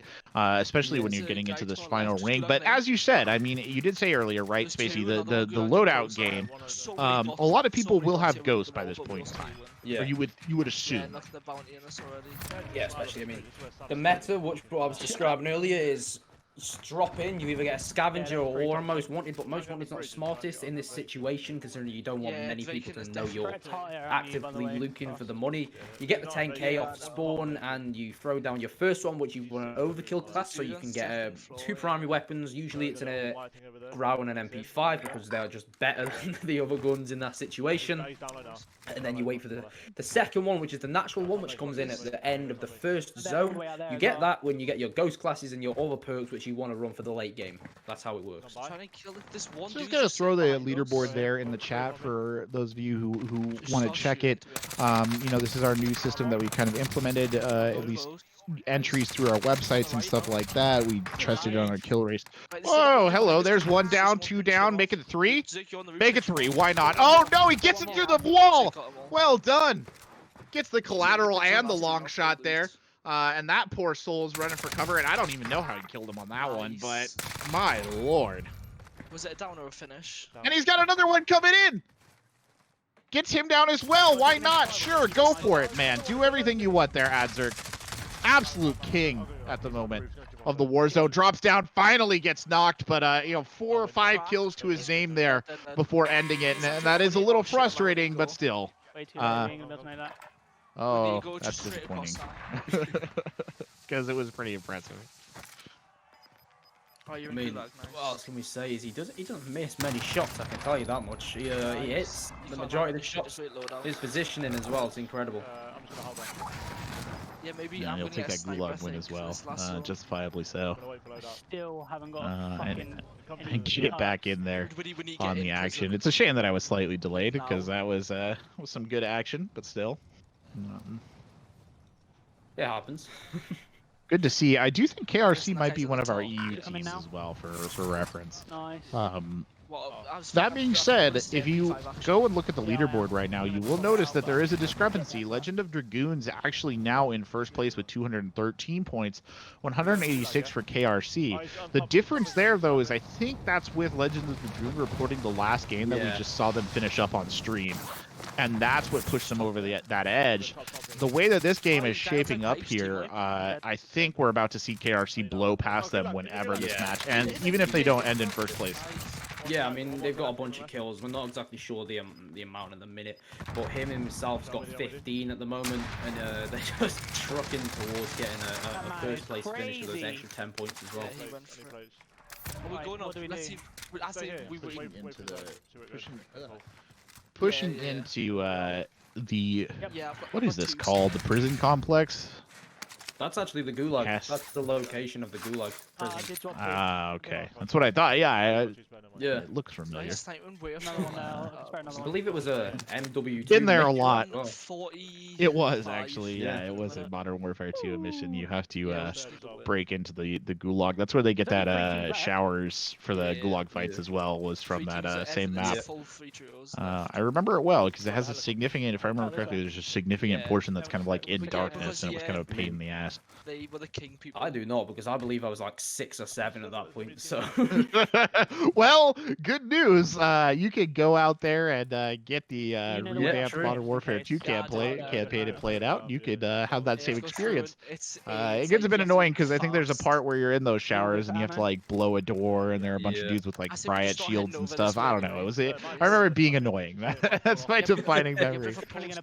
Here is they take this position and hold it. So they've got the heartbeat sensor. They've got good looks out there on the long sight lines. And funny enough, to be honest with you, Spacy, I think this is the first time I've ever seen a map come down to this particular sector as like the last bit. I mean, personally, in a couple games I've played, I absolutely hate it because it's those people that control the towers at the top of the prison complex. They are definitely favored to win this, but we can see them taking this mid-ground sort of approach in the showers at the moment, so it's all to play for, to be really honest.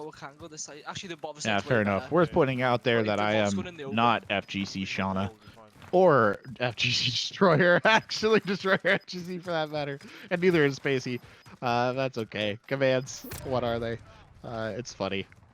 I think Sticking to the coward, you can see actually, Spacy, they're going for exactly what that is. They're going to try and control these towers. They're pulling out the heartbeat sensors, so they do know somebody is there. I don't know if that necessarily means they're above them in the tower, but yeah, they are attempting to secure tower control, kind of as we speak. Going for this middle one. Has to get the right side of the ladder, though, challenging as that is. We'll secure it.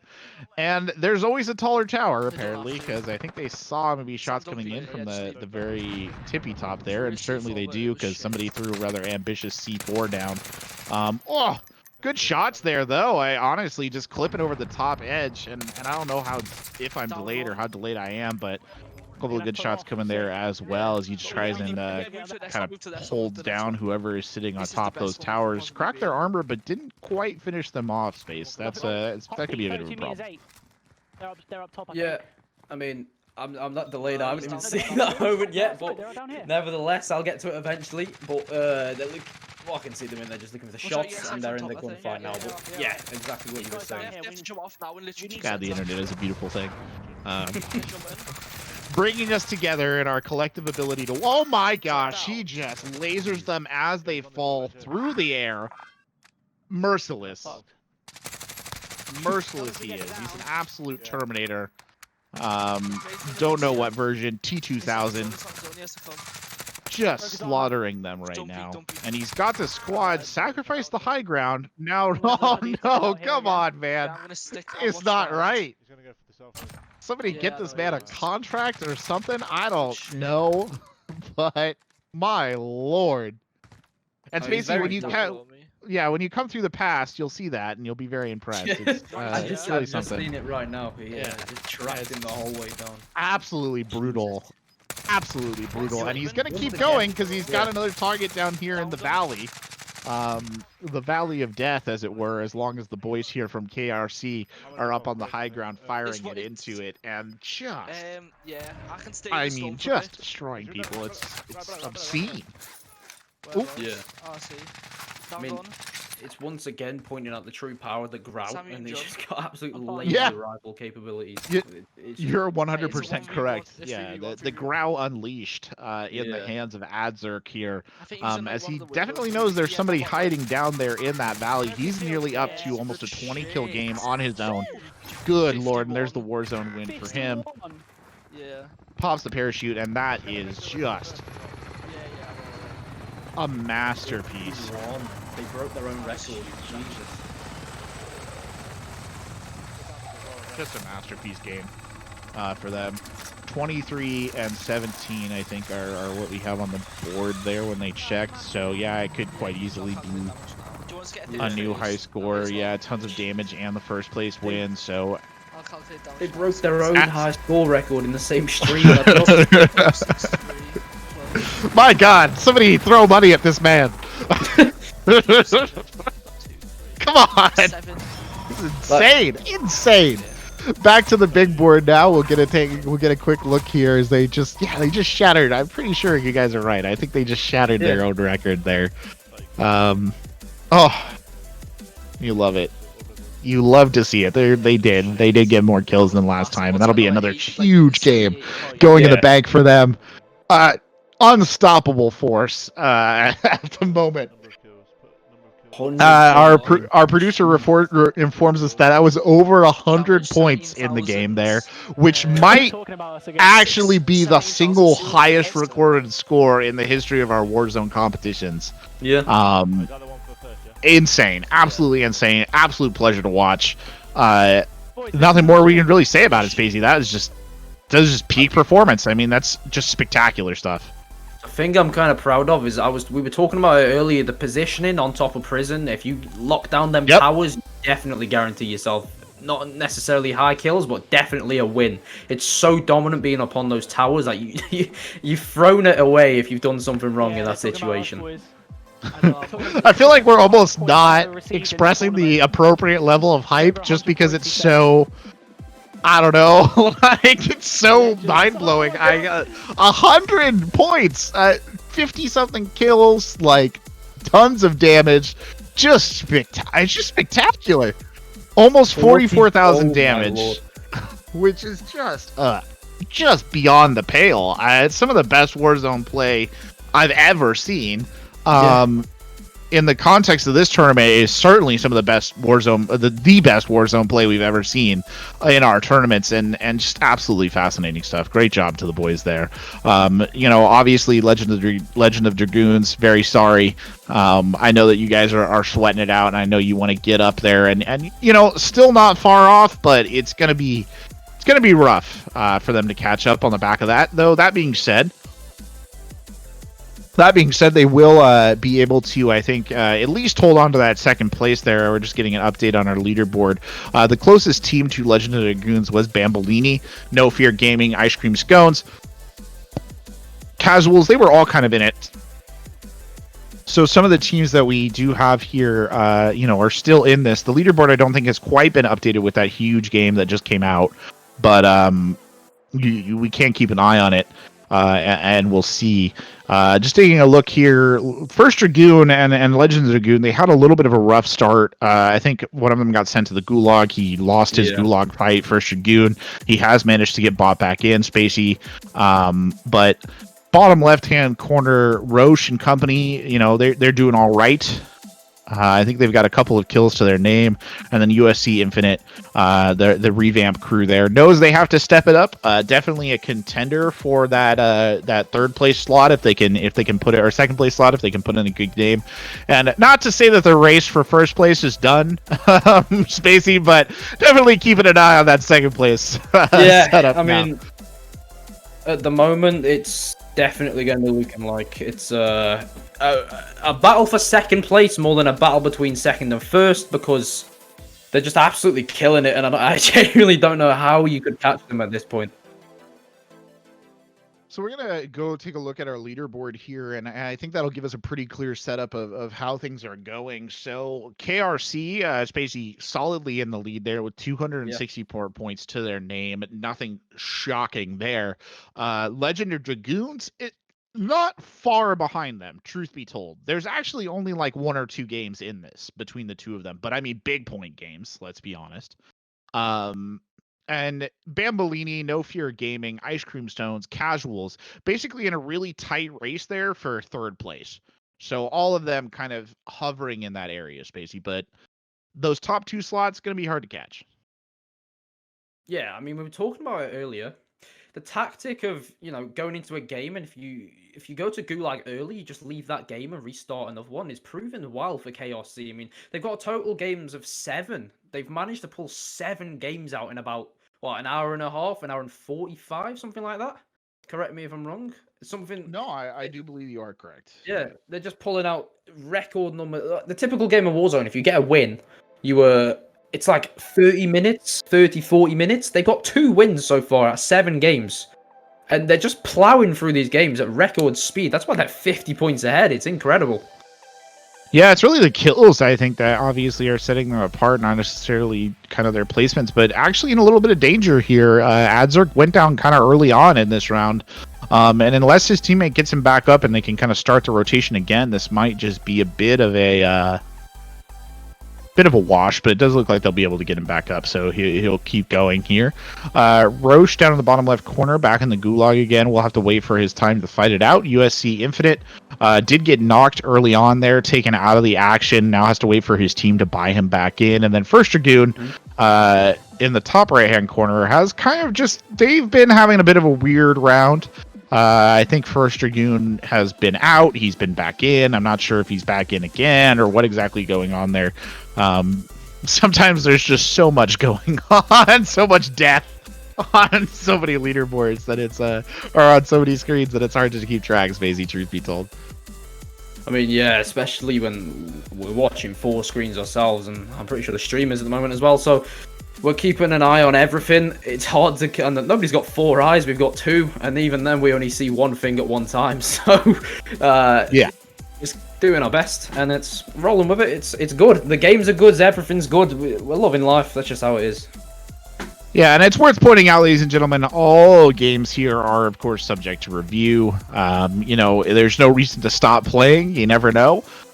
Stranger things have certainly happened, so do stick with it. Keep getting those scores up there, and yeah, we love to see the leaderboard kind of moving up and down, and seeing you guys getting in, and there is a tight race for third place. Like we said, that is still a fight that is very much ongoing, as we see USC Infinite there hopping in the truck, or what's left of USC Infinite's revamp, hopping in the truck and trolling around. Taking a bit of pause there is Roche. Hopefully they'll be queuing back in soon so they can continue kind of their fight. Top right hand corner, First Dragoon doing pretty okay. They did have a target on screen, and they will see them. They will get them. So nice job there. Not exactly the best setup on guns, though. And only 5 shots left in that gun, truth be told. Oh, and he gets dropped almost immediately. Shouldn't have said anything, Spacy. That's our bad. I mean, once again, the caster's curse. Absolutely. We were saying this is just, you know, it's just how it is. I mean, we were even planning on making a TV show about the caster's curse a bit ago. Yeah, it's really hitting hard. Yeah. First coming in big. Coming in big. And we're just kind of taking a look at, I guess, the wide view, as it were, here, Spacey. Yeah, it's just kind of a lot of the teams, I guess, in the mid game, really, of their matches are queuing back in. Not a whole lot. Maybe we'll take a quick look here at Revamp. Spacey, they're down to 10, so I don't know that they're going to be able to get USC Infinite back in, but they can certainly. Swift and Calamity, we'll see if the two of them can finish it out as a duo, but it is difficult, Spacey, when you're just the duo, isn't it?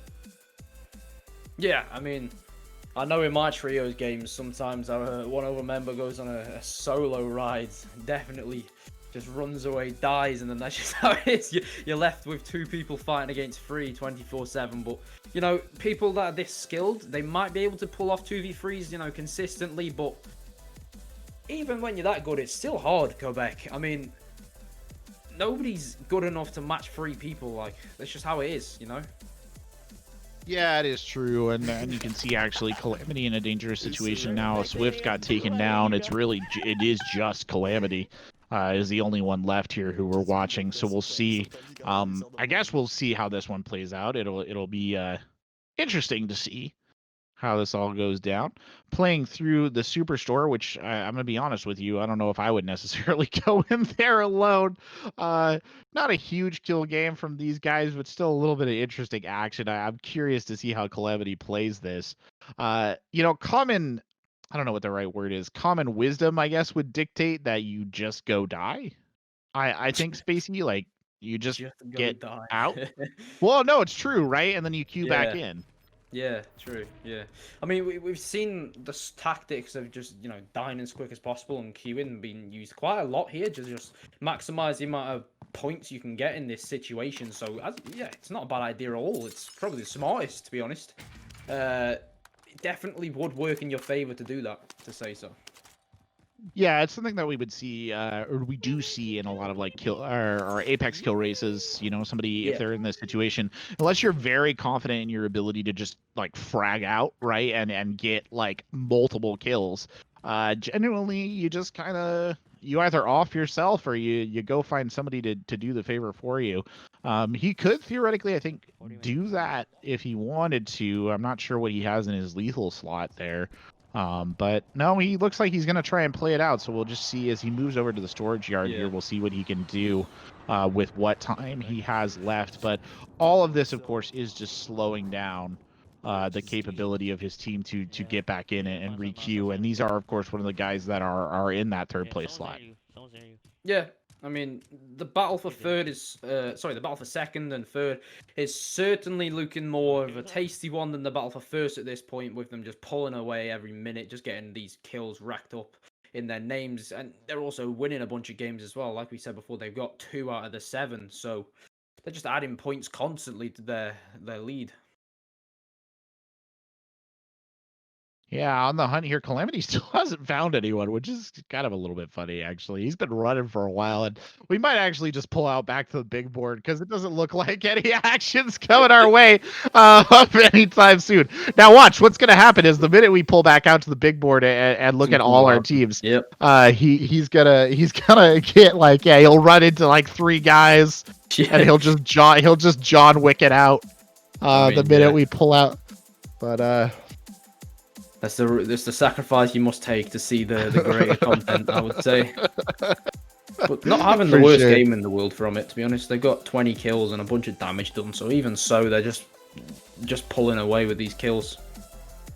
Well, looks like First Dragoon here and the whole Legend of Dragoon squad, they're in a bit of a dangerous situation with their setup. They've dropped 1 team member. Great shooting there, actually, to pull that parachutist out of the sky. But they've got 1 down completely out, and I think they might be fighting their way towards a buy station. I'm not sure if they're trying to get First Dragoon back in or not. Yeah, I mean, they've got 8.3k to work with, I believe. Yeah, so they're just going to go for the revive, try and loot for it. And get their 3rd man in and just hope for the best in that situation. Indeed. I mean, again, squaring into that duo situation, and they will, I think, get their revive in. That's why we see the screen go black. Let's see if he takes the option to kind of do some spotting. No, he's just going in as quickly as possible on the drop.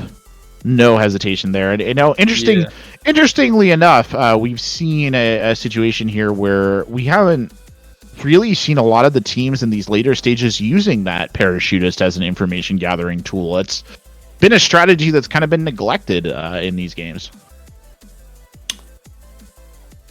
Yeah, definitely.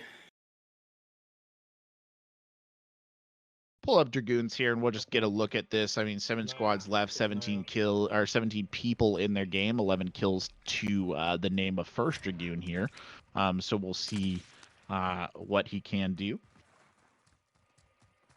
Yeah, I mean, talking about that, with him just dropping in, they're on the 5th zone now, so the second lot of natural loadout drops will be coming in, so he's going to be wanting to make his way over for that just to get himself his guns in this situation. So they know there are people in here because they had them up on the UAV, and they will lose 1 there as they come through the door. But in general, pretty well done by them. They chucked a couple of C4s up and through that window. You saw Spacy play, or not Spacy, sorry, that's you. You saw Spitz domination there playing on the outside edge.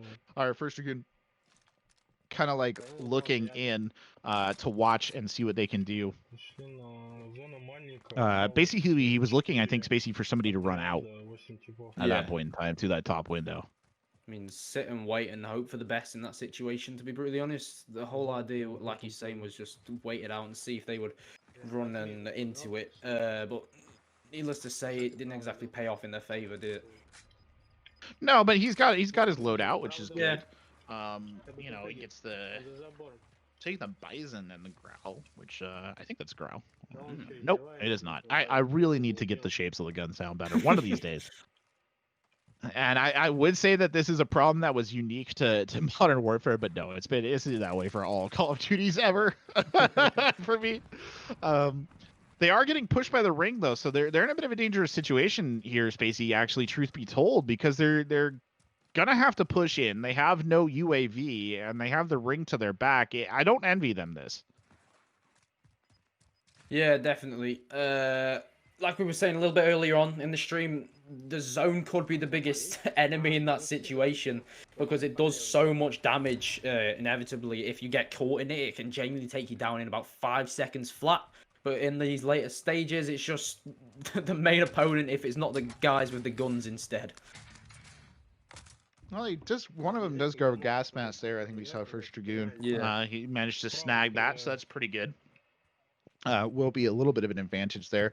Playing this ring cautiously, closely now. 3 squads left in their game. I think it's 8 players still in it. They've got eyes on the left-hand side, so they've definitely got sights. Yeah. Taking a look there, trying to figure out if they can kind of close in on that. I mean, obviously, Spacey, right? The third party is the concern at this stage. third partying is a very good tactic in this situation. You know, you let the boys fight out in front of you, and if you want to go for the win, you just pick off the scraps like the vultures in the sky. It's just, that's how to do it in this situation. But Corbec, they're in a kill race, so they may want to play for the aggression in this situation, knowing that they can get these kills, hopefully, and pull out a win as well. Yeah, they've definitely split the attention here, and unfortunately, I think they're the prettiest girl at the dance at the end of this ring because they've got both sides looking at them right now.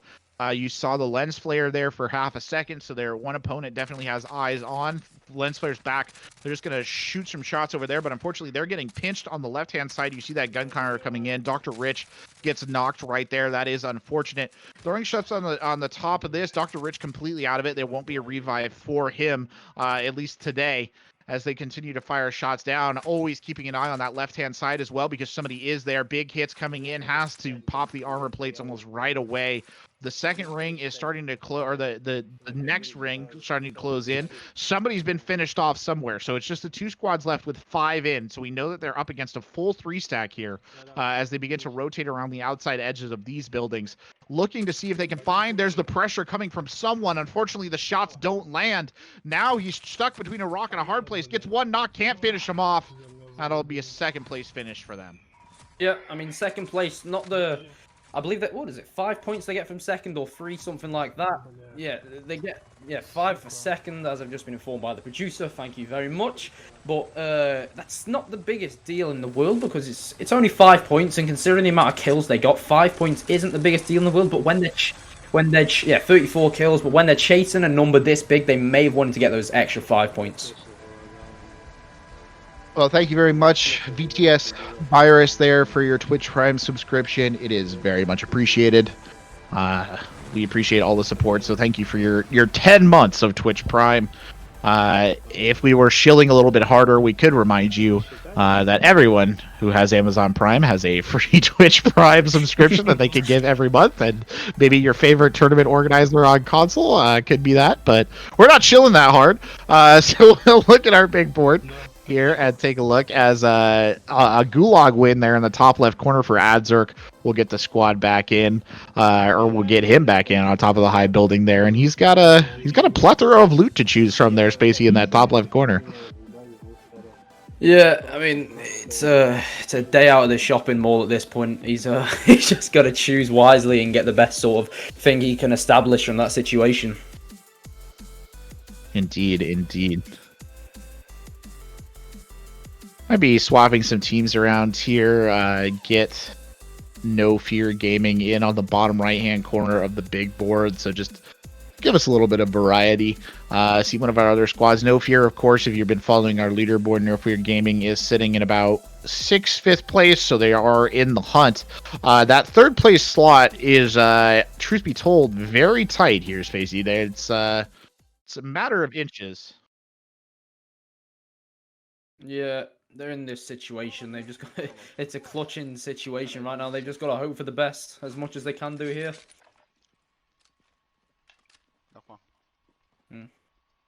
We'll take we're looking at a full screen view here of No Fear. 4 squads left, 11 players in.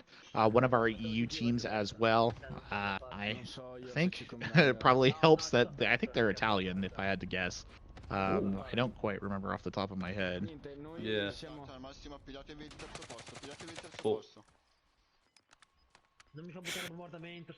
In a long-range gun battle now, Italian or not, trying to get those shots down over there. Playing it tight. Oh, wow, that's a nasty knock. Feel a little bit for them right there. That's unfortunate.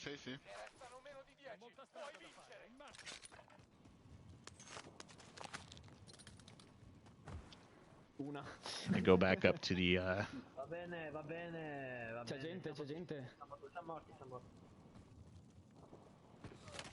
big board here.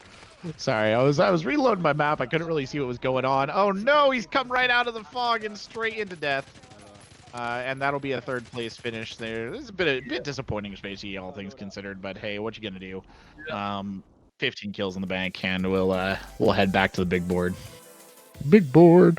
Yeah, looking at this big board, I mean, really too much you can do about the 3rd place finish there. You don't get any additional points. But funnily enough, they got a decent amount of kills. Not the best we've seen so far. Oh, you do. You get 3 points. I apologize for that. I've not been doing my research, but hey ho. And you know, they've done as much as they can from that situation. They've added to it, and they're just closing down the gap. That's all they can really do with this situation, Corbec. Yeah, it's pretty much, yeah, it's a race for third right now, and the scores are relatively close in that regard. I think we can safely say, right, that KRC and company there have a pretty solid handle on that top spot, Yeah. with about 30-ish minutes left in. First Dragoon here, definitely holding on to second place with the rest of Legend of Dragoons. We'll see what they can do exactly. Gonna just update the leaderboard really quick on my end so we can take a look there and see if anything has changed. First Dragoon dropping in, picks up that LMG right away. What you gonna do? Actually, wow, you're right. That race is a lot. Yeah, let's take a look at the leaderboard, because we've been amping up KRC here, Spacy, but this is much closer than we thought, I think, initially. I mean, I'm just waiting for mine to... Okay, I can see it now. It's coming down to the wire between KRC and Legends of Dragoons here. Yeah, it definitely is a two-horse race with over 100 points separating second and third. Well, 120 in this situation. But in this, to be honest, the idea might be paying out for KRC. If as soon as they lose in something early on, they just back out. With 8 games played, they've got 2 more from the Legends of Dragoons. Both teams have 2 wins in their belt, and the Legends of Dragoons have got a second as well. Both 10 kills separate them as well, so it's definitely really close between these top 2 teams. It looks like they're going to be taking the prize pool though in this situation between them. Yeah, we were about ready there, I think, to put the signed seal delivered on first place, but honestly, yeah, I don't think that we're in that situation at all. KRC and LOD here are gonna take this one right to the finish. KRC in a bit of a bad spot right now. They've lost 2 team members in this match, so I think this one is pretty much going to be a wash for them.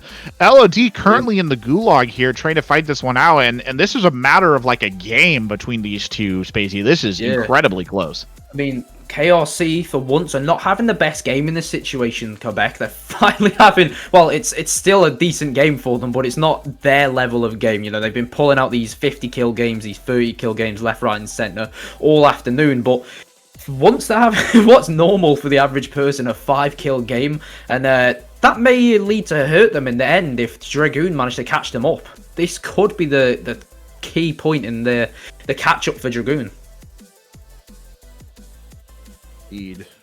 Well, he's redeployed, so he'll get back in, but they've just lost, I think, somebody else down. I don't really know if they got the revive on that, and this is turning into a bit of a difficult situation here for KRC. A lot of pressure here to see if he can get back in. He picks up his loadout almost immediately. Gonna hope that he can maybe just turn this around really quickly, and he's actually just running for the hills. He's not even going to stop, I think, and try and go back for his teammate. A difficult spot to be sure. Meanwhile, on the LOD side, he's got a sight there, does Adzerk, putting the laser skills to work, but gets knocked almost immediately. And you can see the shock there on his face as well, because that was a nasty shot that took him down. Back on the other side, First Dragoon, Fitz and company, they're kind of just wandering around, and Adzerk, I think he just wants that one to end. I think he's hoping that his teammate can come back in and maybe pick him up, but honestly, a difficult situation there, Spacey, and you do kind of wonder, if just getting out is the right call to make. Yeah, I mean, they could go for the abort tactic they've been pulling left. With only 25 minutes to left, it could be definitely a tactic they implement in this situation, Corbec. Yeah, it certainly could be, and we're watching kind of Legend of the Dragoon. Meanwhile, Fitz and First Dragoon, that whole group, they're just they're plugging forward. They're not really stopping. Yeah. They've got targets on site. They are keeping up the pace. I don't know that they have a ton of kills in the game that they're in, all things considered, but they're still pretty early stages over there. I think 104 players left, 44 squads, 3 kills in that match, so plenty of time for them to make it count. Yeah, I mean, if they stay for the this game throughout, it probably will lead them to one of the last games of the day. So they've got to make this one count. They've got to come up with something magical here if they want to take this first spot off KRC. Yeah, KRC definitely kind of helping them out a little bit with that sort of lackluster performance there in that last matchup. Though I do think they still had a pretty decent amount of kills to their name before he went down. So we'll see what they come out with there. Watching now, I think a lot of eyes on the LOD squad, see if they can pull this together. They are closing in on a common waypoint, so they've got something in their sights. Meanwhile, bottom left-hand corner, Roche and the crew of the Casuals, they've dropped back into Superstore again, everybody's favorite drop zone, at least as far as they're concerned. Yeah. And on the bottom right-hand corner, No Fear Gaming kind of stuck out in the open right now. These are the top 4 teams currently in the match, or in the tournament today. My our producer reliably informs us. Oh no, LOD just lost a man as he was climbing up the ladder, got absolutely annihilated there. I'm not sure if whoever popped around the corner had a buddy who was backing him up. It looked like the shots came from the opposite direction, Spacy, but somebody popped around to try and get the finish. I mean, that's just the whole idea of Warzone. You've got to take your situations one step at a time, and something could come up, and then something like that may absolutely shoot it in the foot, as it were. You just try to climb a ladder, you just get absolutely ruined by somebody that's not. You don't know they're there. They just appear out of nowhere and do business like that. And it looks like KRC are queuing back in right now on the top left-hand side, so they're in the prep phase, as it were. We're updating the leaderboard now, trying to get the last game that KRC played onto that, so we can see just what the distance here is between them. It's 31 points in it right now, so KRC queuing back in has a little bit of an advantage here, Spacy. Yeah, they're up, but from the first half, they were up by a lot more. I believe it was like 50-ish points, so 31. The gap have been closed with 20 minutes to go in this kill race. I think this will be the last game for both of these teams, final wire. If KFC mess this up, they hand the win to Dragoon, and if KFC remain dominant, they definitely take this in first position here, Corbec. Oh, no pressure, boys. There, as we see... dropping back over. Adzerk, I think, off screen momentarily drops in, psyching himself up for the drop there as they'll go in for this. But you're right, KRC, this one's kind of in their hands based on how this game goes. Lost Dragoon, if they play this one out real well, could potentially push forward, grab that first place spot, grab their $100, and force Adzerk and the rest of KRC to take that 50. And be happy with it. But we'll see here, Spacey, if they can hold on to this. Dropping into the quarry to start us off and not even hesitating for a second to get a kill. Just burns them down with the MP7 right there. No hesitation. I mean, we were talking about it a little bit earlier, the standard drop weapons that are on the ground now. I think the MP7 and the Grau variant you can get are definitely the strongest too before you get your loadout in that situation. So him being able to do that is just, gratitude to himself being able to do it. Indeed, the MP7 I quite like, just as it's a solid first drop weapon until you can get the initial loadout. Accurate, good clip size, and we kind of see him putting it through its paces right there as Adzerk kicks down the door and gets another kill. Yeah, I mean, it's 40 mags, limited recoil, a lot of damage. The ADS is very good. It's just overall a good gun in that situation with no attachments. Make it 3 kills. We're going to take a look here at Legends of the Dragoon in full. They are on a bounty contract, closing in on that target. And got to play it a little bit. Oh, no, they just got him looking. Is he going to get the other one? He'll get that one as well. 2 more kills in the bank. Easy finish there, Spacey. As you please. Walking those ones in. I mean, we were talking about it a little bit earlier, Corbec. The bounties are your best friend in this situation. You've got to make them work. Unlike the chocolate, these ones definitely are the best situation. The bounty targets are just incredible to use in kill race situations. They think they've got another target here because they're chucking a bunch of lead down range into that building, and sure enough, they've got an enemy ping out as well. So they might have one more person here, and they're going to start pushing forward, and it's going to be a room sweep of the house. Pops up at the buy station, gonna I think pick up. I want to say it was a UAV, but I'm not entirely sure. Yeah, it is the UAV. I see it right there. Yeah. Drops a little bit of cash for his teammate. Still looking for whoever that was, Spacy, that was there, but it looks like they've haired right out. Gone somewhere else. Yeah, I've got no idea where they vanished to in that situation. They probably just saw them. I think he was on his own. Just saw the free man and just absolutely dipped from the fight. Yep. Like you're about right. Discretion, the better part of valor, in that particular circumstance. Just hit the bricks and go.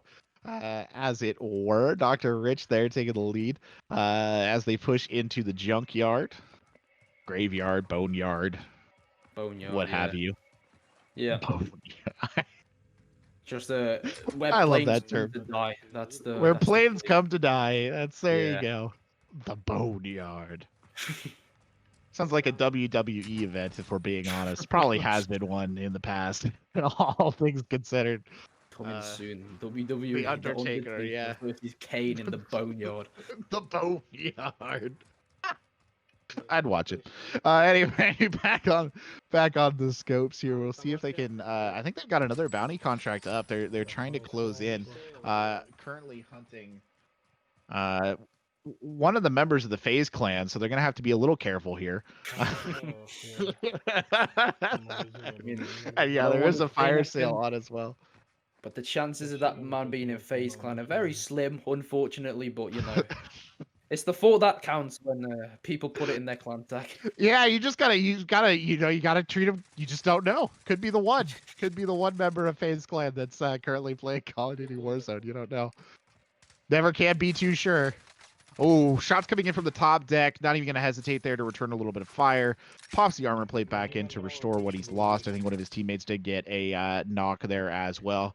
He's going to continue to play, kind of looking at that top angle, Spacy, as they begin to push in. Their bounty target is in that building. They know that for sure. Stop at the buy station here and buy the cheeky UAV. Just kind of under the radar. Really taking full advantage of that fire sale. My God. Yeah.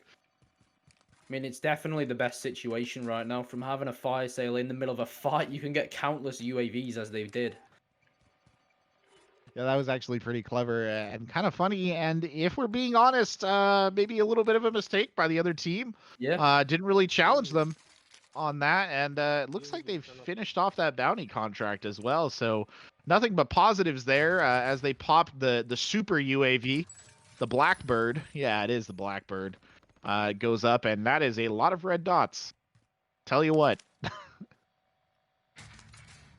Yeah, they would have got the orbital VSAT in this situation just so they get with the fire. I believe the fire sale's shortly ending, but with it ending, they got as many UAVs as possible, and they can just get a good overview of the map right now. They're just looking for as many targets to kill to boost their points in this situation.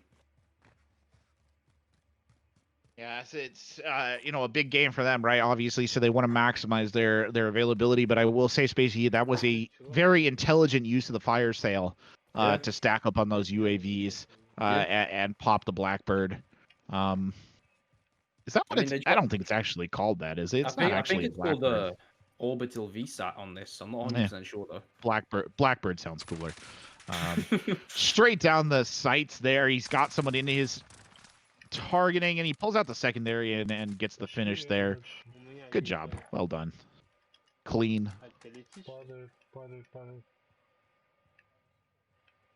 Yeah, it's a Blackbird for those of you who aren't from Blackbird, for those of you who aren't familiar, is a callback to Call of Duty Black Ops 1, where that was the kill streak you could call in, let you fly the SR-71 Blackbird over everything, and it gives you like super UAV sort of understanding the whole of the map. Yeah, everything. You get the direction of which they're traveling in. You get how many. Just best thing in that situation, to be brutally honest.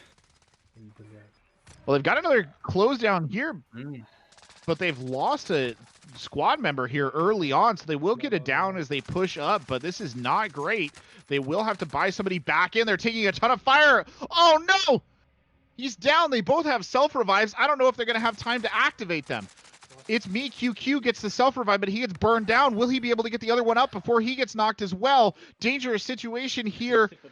Oh no, the last one left. Good shots, gets the down. Goes in and gets the finish. I don't know if he's out of the woods yet or if there's still one around. Ducks into cover immediately to put up the armor plates, and no, there is still one there watching the building, but did not push up with his teammate on the downed man, and paying for it a little bit here because it's given a new lease on life to Fitz, because that could have been bad stuff right there. Yeah, that could have been game set and tie for the other team right there. If they would have lost that gunfight, they definitely would have been slimming out in the chances of winning the whole thing. But now that they're still in it, they've got every chance of remaining in it, definitely in this situation, Corbec.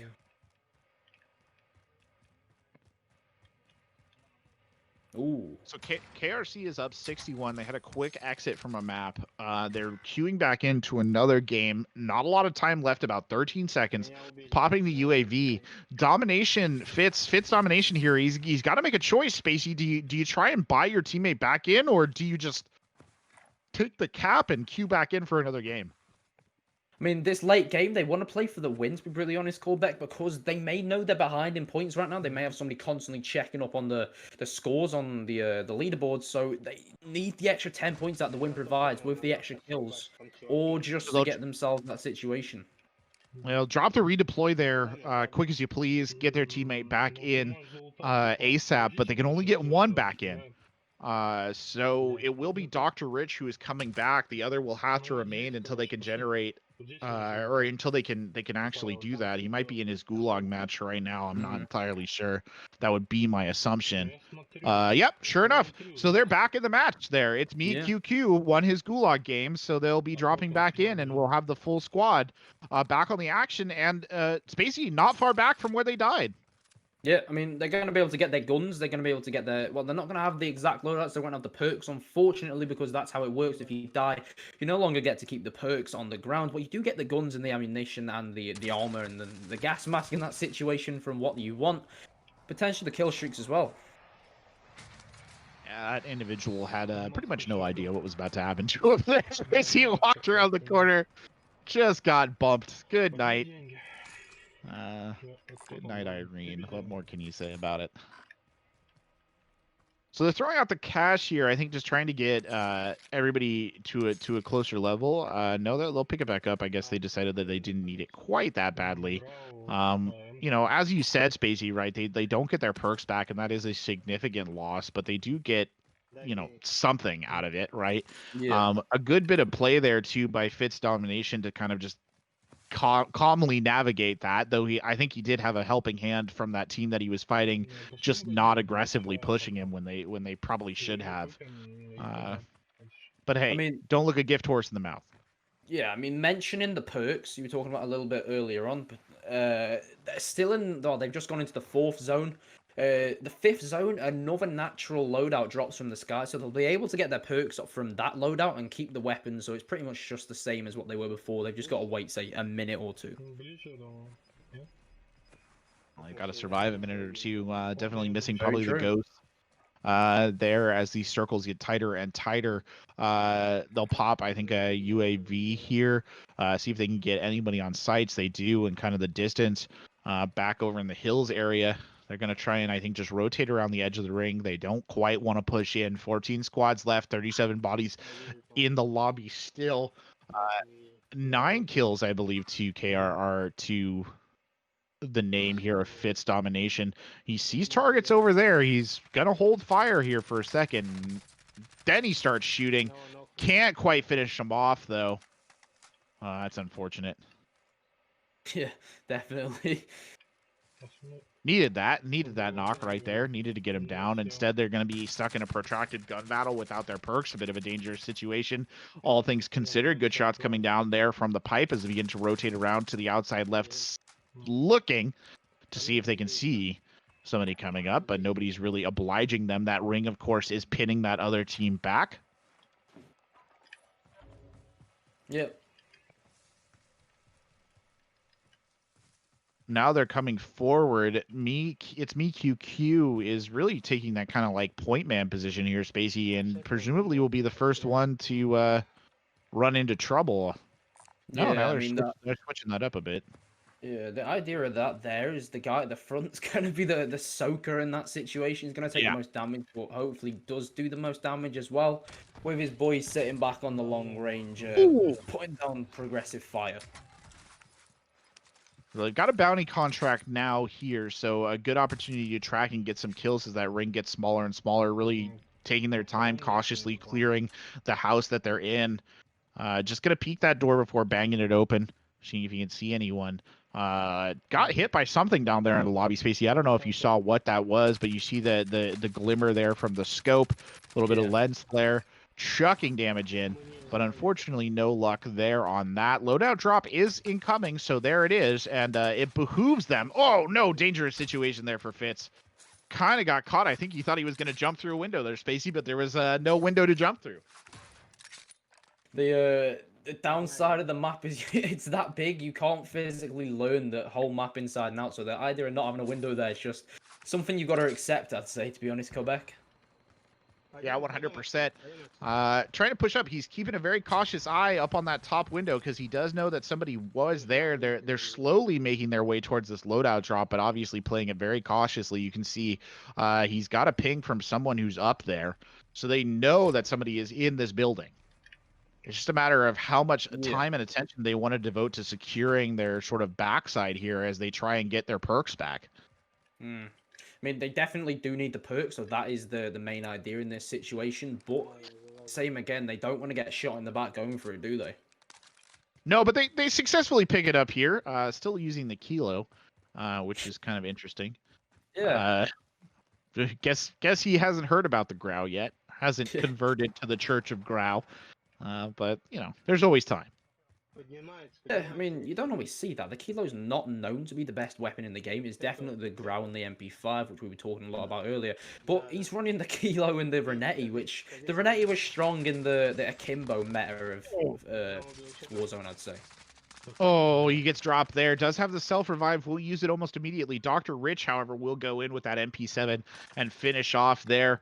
Don't know why he's going to conserve his self-revive here so he can get just picked back up by his teammate. Well done. Good use of the resource management there. He's going to load up the armor plates now as well. 8 squads left, 19 people in the game, and they still have that bounty contract out, Spacy. So they have theoretically kind of a quasi-UAV there, at least on one squad. I mean, they know what they've got to do, and they know in the situation they have to be critical here, Corbec. They've got to make this work in their favor.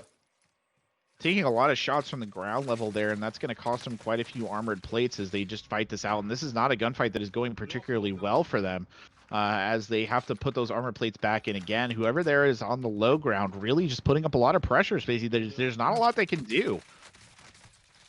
I mean, coming into sort of the end game on this game here, they need to make it work, and they have to get these last couple of kills and hopefully the win, just to really close the gap on the other team right now and hopefully take that first position. But nonetheless, they're trying their hardest in this situation, Corbec. Armor pack does go down, so they're going in. KRC just had another quick game. Probably will not get a chance. Q again. 74 is the difference, so this is going to have to be a monumental game here by LOD if they want to make this difference up, and I just don't know that they can, Spacey. They're watching the top of these stairs. They know that their opponents are going to try and push up here, and this is not the ideal. I don't think this is how they saw this going. To be brutally honest, I think KRC have made the right decision here. Doing a bunch of quick games, they've racked up about 20 points per game, and they've now made their lead even greater. So I think this may have been their tactic going into it, to be brutally honest, Corbec.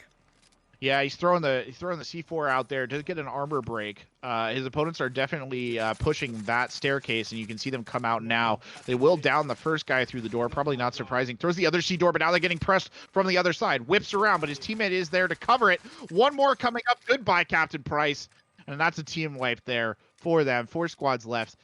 8 players in the game. 9 kills here on screen for Fitz Damnation as they try and close that 70-point gap.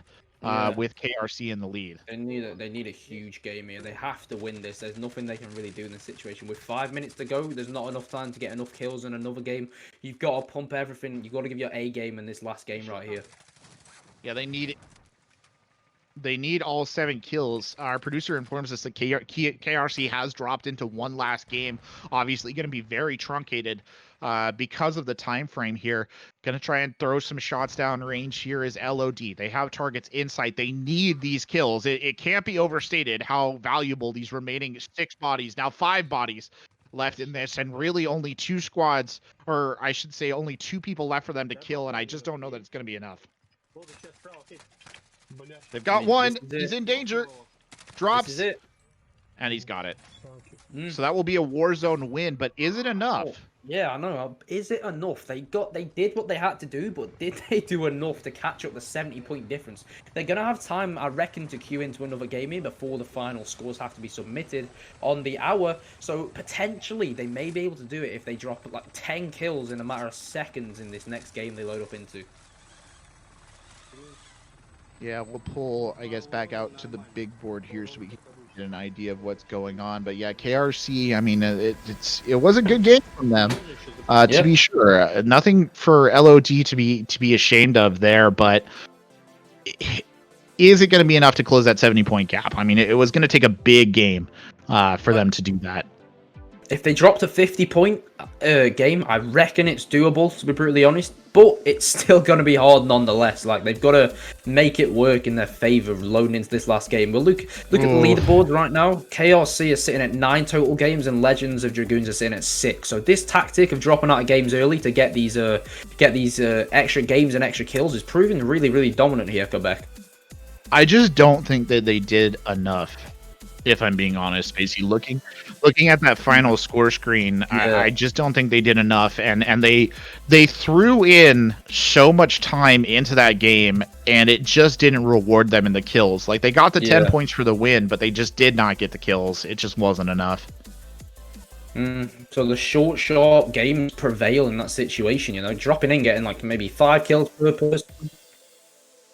Ooh, potential. Oh, good. I mean, we're watching kind of KRC in a little bit of a nasty gun battle. They did drop Superstore, so I think they dropped straight in on the action here as quickly as they can. We'll pop up full screen on KRC as we wait for the scores to be reported on the leaderboard so we can get an idea of, you know, where everybody stands. But rest assured, ladies and gentlemen, this is going to be a close one. These guys taking it right down to the wire between these 2 top performers on the day. Whoa, RPG comes straight down the pipe here for Adzerk. Adzerk really the only one left in this match, so it's down to Adzerk to get some kills here. Maybe just try and help his team pad those stats a little bit, and he does get it down, but I don't know if he's gonna be able to finish it off. No, Adzerk can't hold on. Looks like KRC, though, looking at our current leaderboard, KRC has 324 points. Legends of Dragoon, LOD, I don't think that they're going to be able to catch it, but we'll see here as the update comes in. We're waiting. Bated breath.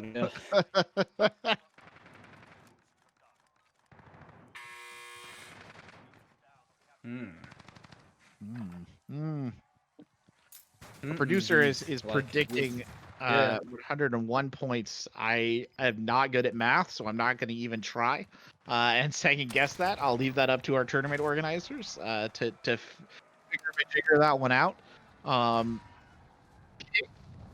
Yeah, don't go anywhere. It's definitely not over, and it's worth pointing out too at this stage that all games will be verified.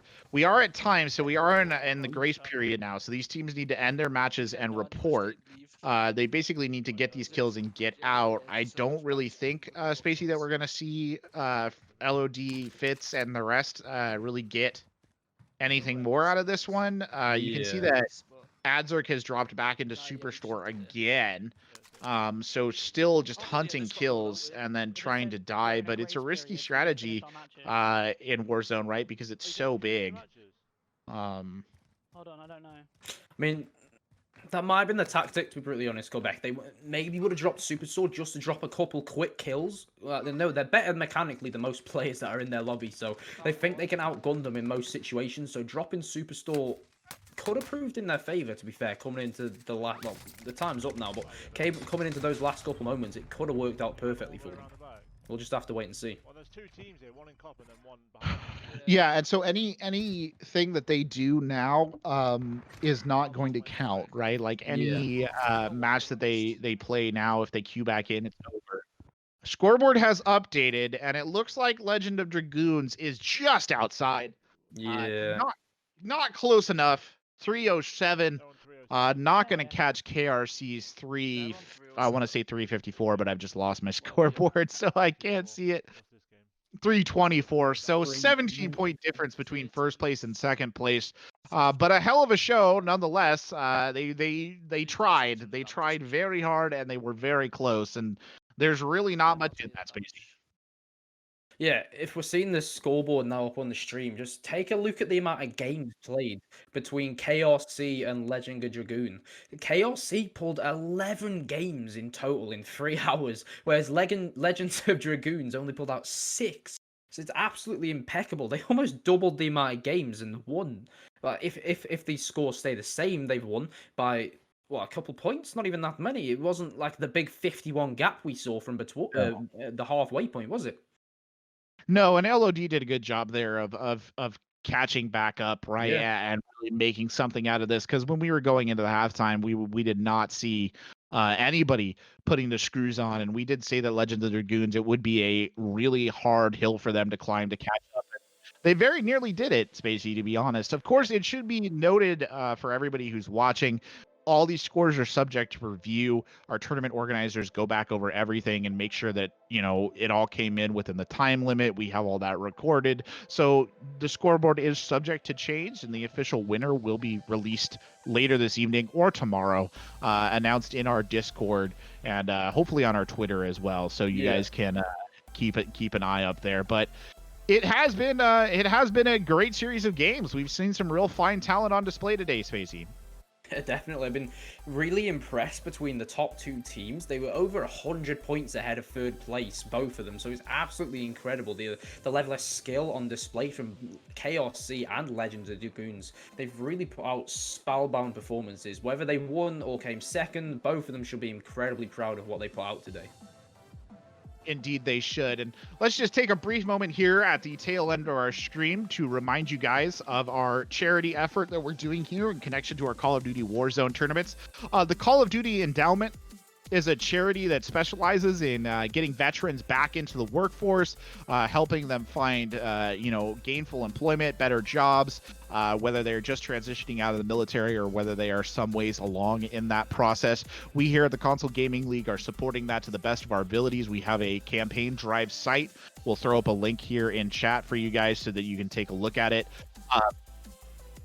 For all of our Warzone events that we hold, or Call of Duty events that we hold in general, we will be donating $25 to the Call of Duty Endowment page.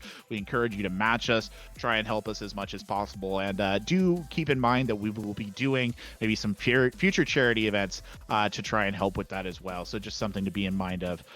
So thank you very much for taking the moment to listen to that. But Spacy, it's been exciting. Kind of any final thoughts here before we wrap up the broadcast for today's Warzone tournament? I mean, not really too much off my head, but a little side thing. This was my first Call of Duty cast. I've traditionally been an Overwatch caster, but this was definitely a lot of fun, and I've loved it every second of the way. Great competition, great game, and a great co-caster, Corbec, on your side, man. Oh, thank you. Well, it was a pleasure to have you with. I appreciate that. It's a pleasure to have you with us as well. And of course, it's a pleasure to have all of you watching with us today. You can find the VOD of this tournament up later on our YouTube. We appreciate all of your support. Keep your eyes peeled for upcoming Warzone events. And from all of us here at the Console Gaming League, have a wonderful Saturday. Stay safe, ladies and gentlemen.